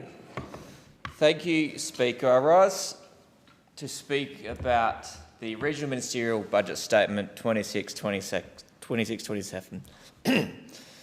Regional Australia. Now, we are seeing a great divide in this country between metropolitan Australia and regional Australia. And no greater do we see the gap in healthcare, particularly healthcare outcomes between regional South Australians and metropolitan South Australians. Now, we're all familiar with the Indigenous healthcare gap and the 14 metrics that this government has set, of which the majority are actually going backwards. But we're seeing a significant growing divide in the regional healthcare gap. Now, whether that is access to GPs, access to surgeries, even access to things like pharmacies, we are getting left behind behind the Albanese Labor government. Only last week did the birthing services in both Jamestown and Crystal Brook stop and are being diverted to Port Pirie. Now, and at the same time, we saw a state Labor minister say your postcode shouldn't determine your healthcare outcomes. Well, that flies in the face of what we're seeing in South Australia right now. We had birthing services closed in Kapunda only 2 months ago, and now we understand that is permanently closed. So as I said yesterday in the House, I'm calling immediately on Mark Butler and the State Health Minister to address these issues we see in regional South Australia. It is completely unacceptable that if you grow up in and you live in the regions, you have worse healthcare outcomes. You do not live as long if you grow up in regional South Australia today as compared to our city cousins. Childcare is an enormous handbrake on the economic growth in our regions. Now, the electorate of Grey has the lowest access to childcare in the entire country. 1/3 of families in Grey do not have access to childcare. Now, as I said before, we have a shortage of nurses in the electorate of Grey. Well, there are plenty of nurses actually that can't get into the workforce because they can't get their kids into childcare. Now, the Albanese Labor government talks about universal childcare. Well, it's certainly not the case in my region. And the problem is that our childcare system is funded. The economic model of our childcare system is based on fees per kids in a centre. Now, a childcare centre cannot be profitable unless you have a minimum of 60 kids in your centre. Well, in my communities, we have a lot of towns between 100 and 500 people. And in those towns, the childcare model just simply does not work. And so that is why the electorate of Grey has the lowest access to childcare in the nation, and it's simply not good enough. The one-size approach fits all. The one-size approach to childcare does not work in small communities. We have a universal education system in this country, and I'm proud of that. when a community gets smaller, and even if there's 8 kids left in that community, we still seem to keep the school open, but it does not apply to our healthcare system. That's not good enough. Speaker, I condemn Labor's 2026 budget. For regional South Australians, this is a budget of broken promises. Regional Australians face at least $11 billion of cuts to vital sectors such as infrastructure, trade, drought funding and critical communications. This budget is a clear illustration that Labor has forgotten regional South Australia. It is disappointing to see Labor axe critical communication funding for regional Australia. The previous coalition government delivered 56 mobile phone towers in the electorate of Grey. 2 have been delivered in the last 4 years. 2 versus 56. They have cut the Better Connectivity Plan by reprioritising funding. This comprises of $116 million in 26-27 and a further $49.6 million in the forward estimates. The plan included future rounds of the Mobile Black Spot program, the Regional Connectivity Program, the On-Farm Connectivity Program, Disaster and Telecommunications Resilience Measures, the Regional Tech Hub and the National Audit of Mobile Coverage. Regional Australians are crying out for better connectivity, and Labor are not listening. At a time when we need support for our regions, struggling with the impacts of the fuel crisis, Labor have made massive cuts to regional funding. This includes $191.6 million from the Pest and Disease, Regional Trade and Drought funding. There is a $52 million cut to the Future Drought Fund alone, just as farmers battle difficult seasonal conditions across South Australia. Meanwhile, Labor allocated 0 additional support for regional tourism operators, who are vital small business owners to small country towns severely impacted by this fuel crisis. And I want to add, I recently went up to the northern parts of the electorate, up to Inaminka and up to Unadada and up to Coober Pedy, and the tourism numbers are much lower than they otherwise would be. And it's not because the price of fuel is keeping away our grey nomads, it is because the anxiety around access to fuel. Well, to all the tourists out there is plenty of fuel up in these remote towns. Get in your camper trailers, get in your Winnebagos and go visit the outback. There is so much water up in Lake Eyre at the moment. It is beautiful. It looks like Florida with the amount of water and greenery up there right now. Speaker, despite receiving a comprehensive, sensible report from the Australian Grape and Wine Advocacy Group, Labor dedicated no funding to our wine industry. Rather, they decided to phase out the $10 million wine tourism and cellar door grant package. This is the opposite of what they should be doing right now. The wine industry is absolutely on its knees, particularly in the Riverland, but also in my electorate in the Clare Valley. This increases the pressure on our regional wine growers that they are facing. Looking at infrastructure specifically, less than 2% of the infrastructure projects in Labor's budget are dedicated to the regions. 2% of the budget being dedicated to the regions. Speaker, that is absolutely outrageous. Yet, Australians will pay $40 million in tax for Labor's Australian-European Free Trade Agreement, which indeed is not free at all. It's just more carve-outs, including $38.6 million over 4 years, then $7.1 million to implement an agreement to sell out our farmers. I am pleased that, due to my advocacy, Labor increased supplementary road funding for South Australian councils in line with indexation. However, even with supplementary funding, South Australia remains the lowest funded state in the nation on a per kilometre basis. And Speaker, it shows. The roads in regional South Australia are completely unacceptable. I want to call out a few areas. The bottom end of the Yorke Peninsula, the roads down there are absolutely terrible. The Adelaide Plains as well, the roads there are absolutely terrible. And of course, the Flinders Highway, the road that runs from Ceduna down to Port Lincoln. It is very narrow and it is very unsafe for the road trains that travel on that road very, very regularly. Regarding the Near Star smelter in Port Pirie, the lead smelter, this budget initially contained no new funding to ensure the long-term viability, leaving workers hanging in the balance after the previous $57.5 million package expired on May 1, 2026. I was pleased to see the announcement of a $105 million transitionary funding package for Near Star's Hobart and Port Pirie facilities. Now, while this does bring a massive sigh of relief, smelter workers in Port Pirie should have never been left in a state of limbo over a month, wondering if they had a future. The delay in communications was totally unacceptable. Minister Tim Ayres only found time last week to brief me through his advisors. Premier Malinowskis confirmed this package sustains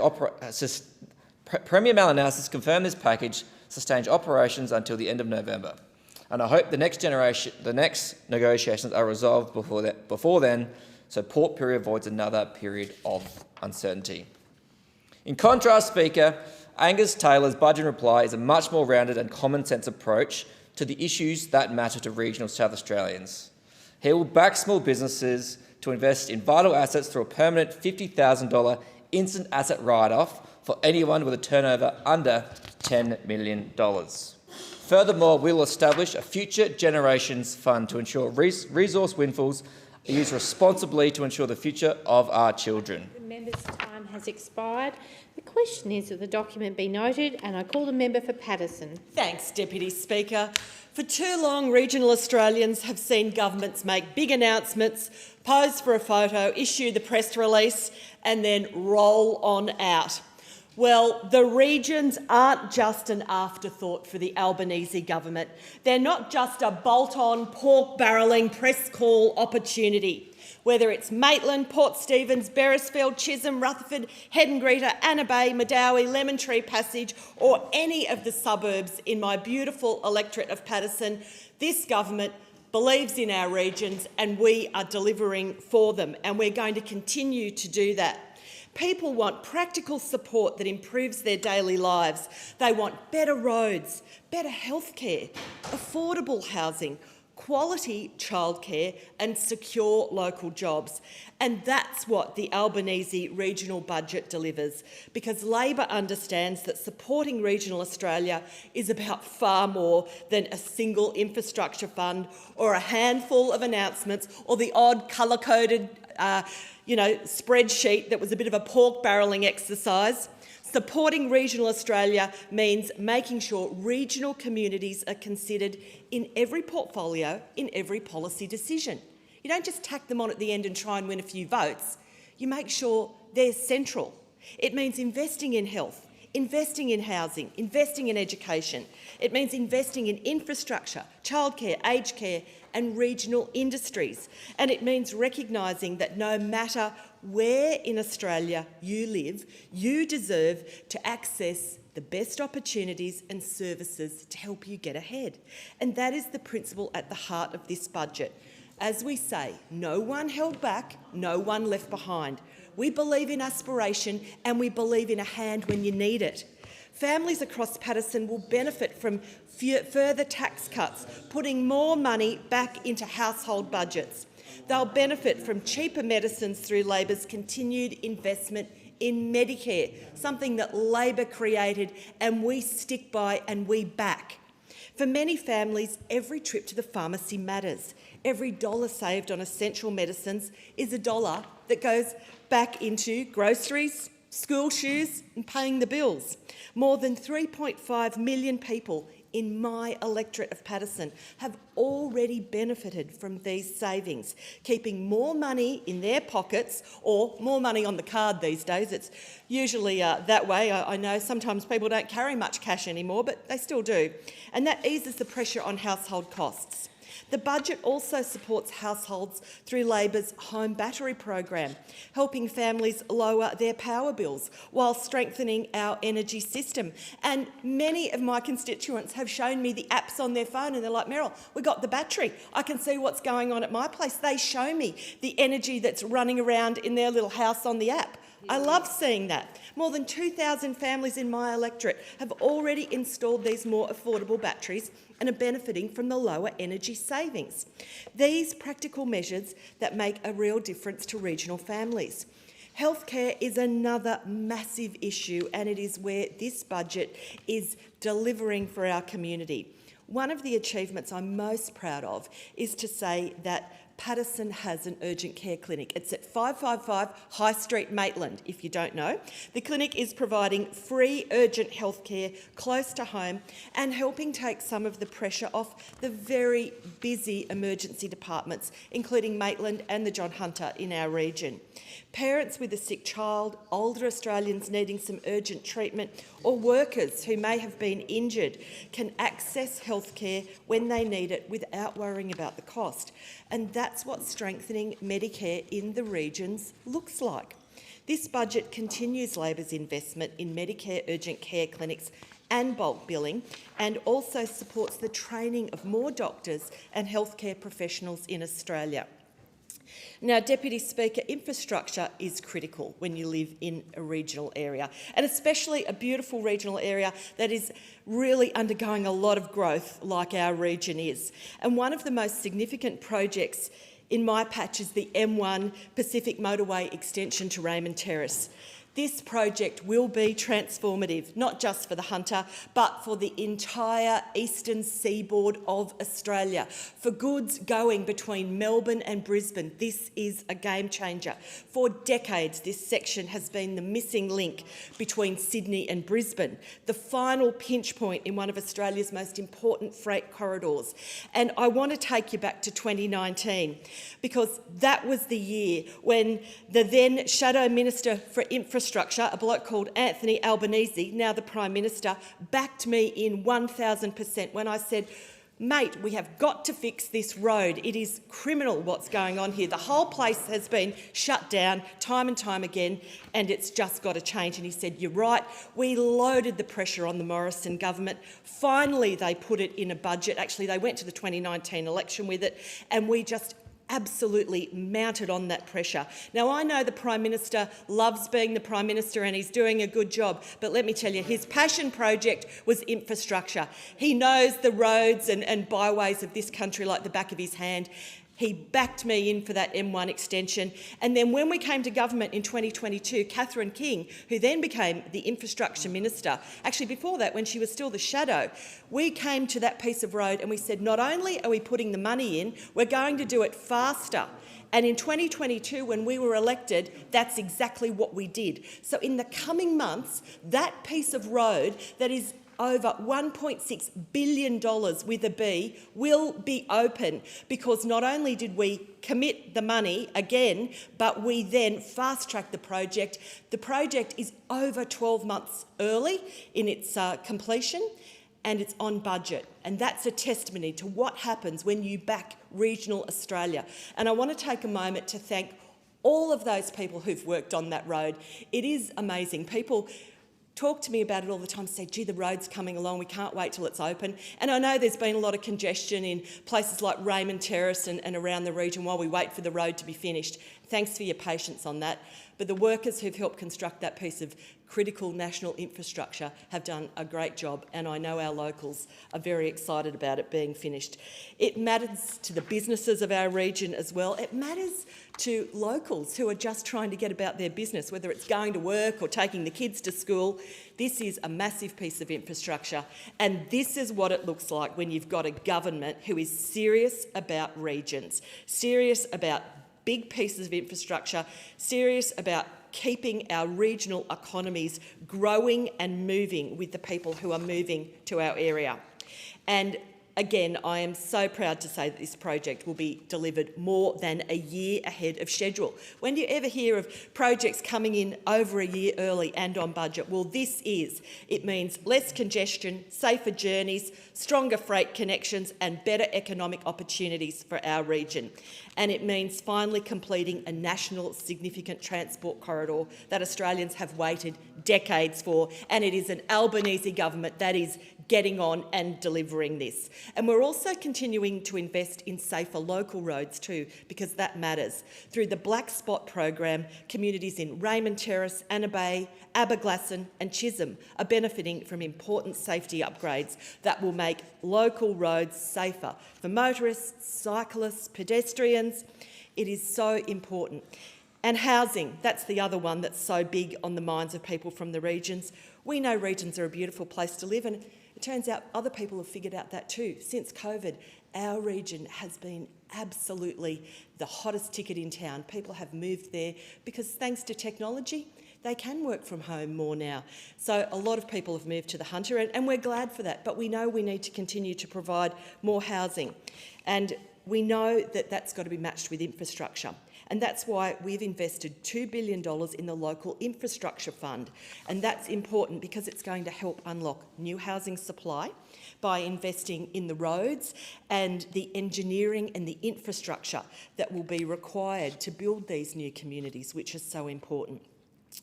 Deputy Speaker, in closing, stronger communities need strong local jobs. And I also just want to say that the Hunter is one of Australia's industrial powerhouses. Our region's workforce skills and manufacturing capability help drive the economic growth, not across just the region or the state, but our entire nation. That's why supporting businesses like Tomago Aluminium is so important, and I'm so proud of our federal government for doing that. And we are going to continue to back in our regions, back in our industry, and say thank you to those people who work so hard to make sure they are a great success. And I just want to acknowledge that we work with all levels of government, especially local government. Councillor Race Barstow from Maitland City Council joins us in the gallery today. It's an honour to have you here today, Councillor. Thanks for the hard work that you do in delivering for our communities, and more power to the regions.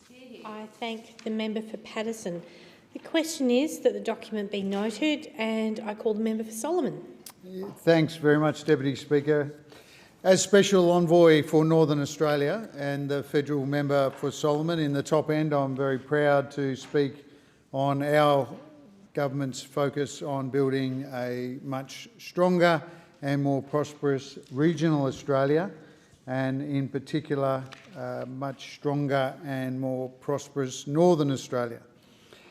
And in order to achieve that aim, we are investing over $30 billion in the sustainable and resilient development of Northern Australia, which is really important, obviously, as we play a really critical role in delivering on our government's agenda, including delivering a future made in Australia, supporting our nation's transition to a net zero economy, developing the critical minerals industry, and all the work we're doing in defence as well.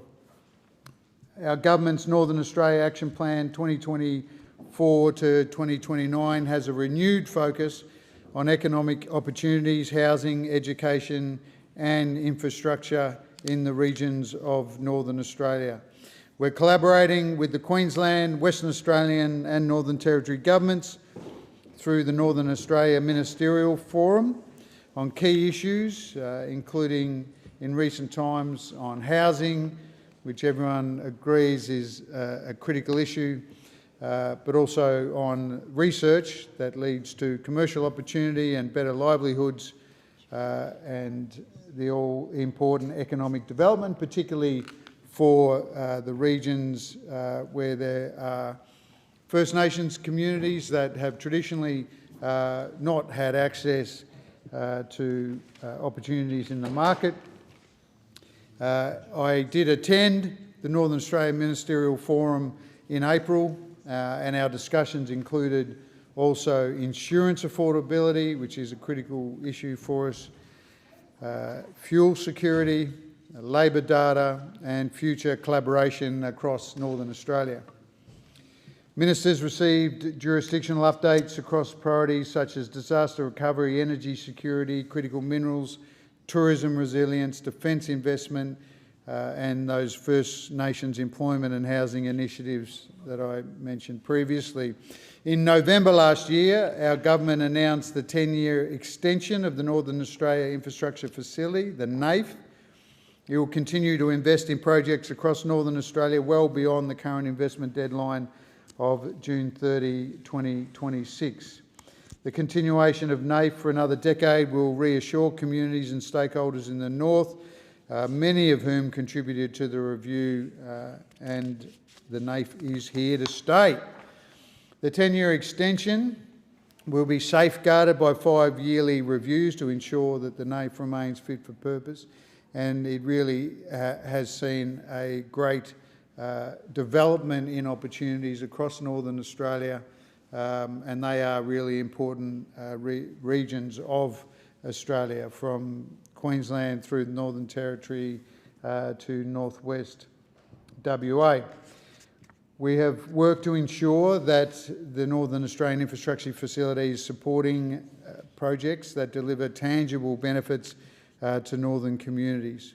And it was great to meet with the new CEO, Neil McDonald, in Cairns very recently.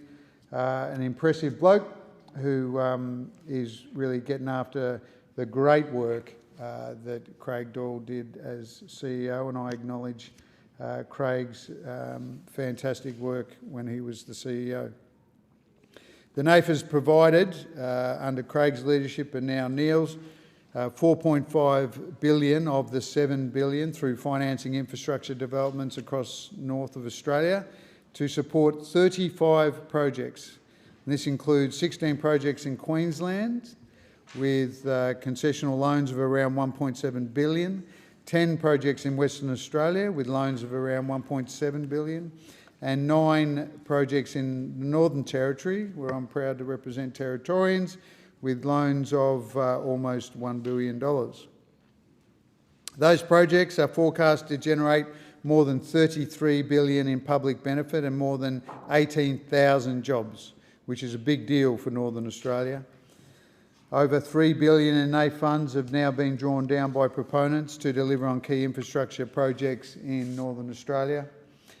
The NAIF's Amendment Bill 2026, introduced in March, amends that NAIF Act to extend NAIF's investment decision-making period, strengthen accountability for compliance within the investment mandate, and establish joint responsibilities for the responsible ministers, and refresh statutory review requirements to allow for 2 future reviews on the operation of the NAIF Act. Now, I'm sure honourable members will forgive me for talking a bit about the NAIF, because when you talk about regional Australia, the north is such a vital engine of resources and talented humans that really want to make the north stronger, more resilient, because we know that in turn that'll make our nation stronger and more resilient.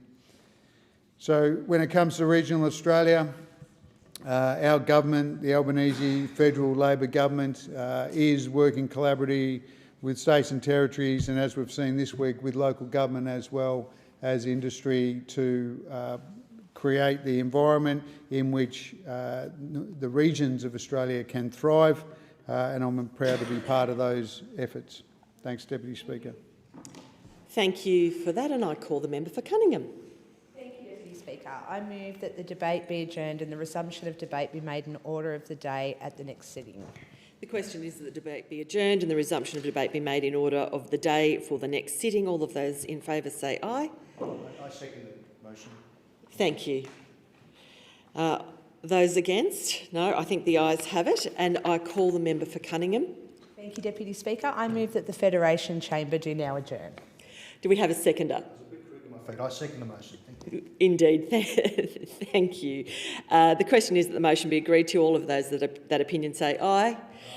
Excellent. No, I think the ayes have it. The Federation Chamber now stands adjourned until 9:30 tomorrow, the 25th of June 2026. Thank you, everyone.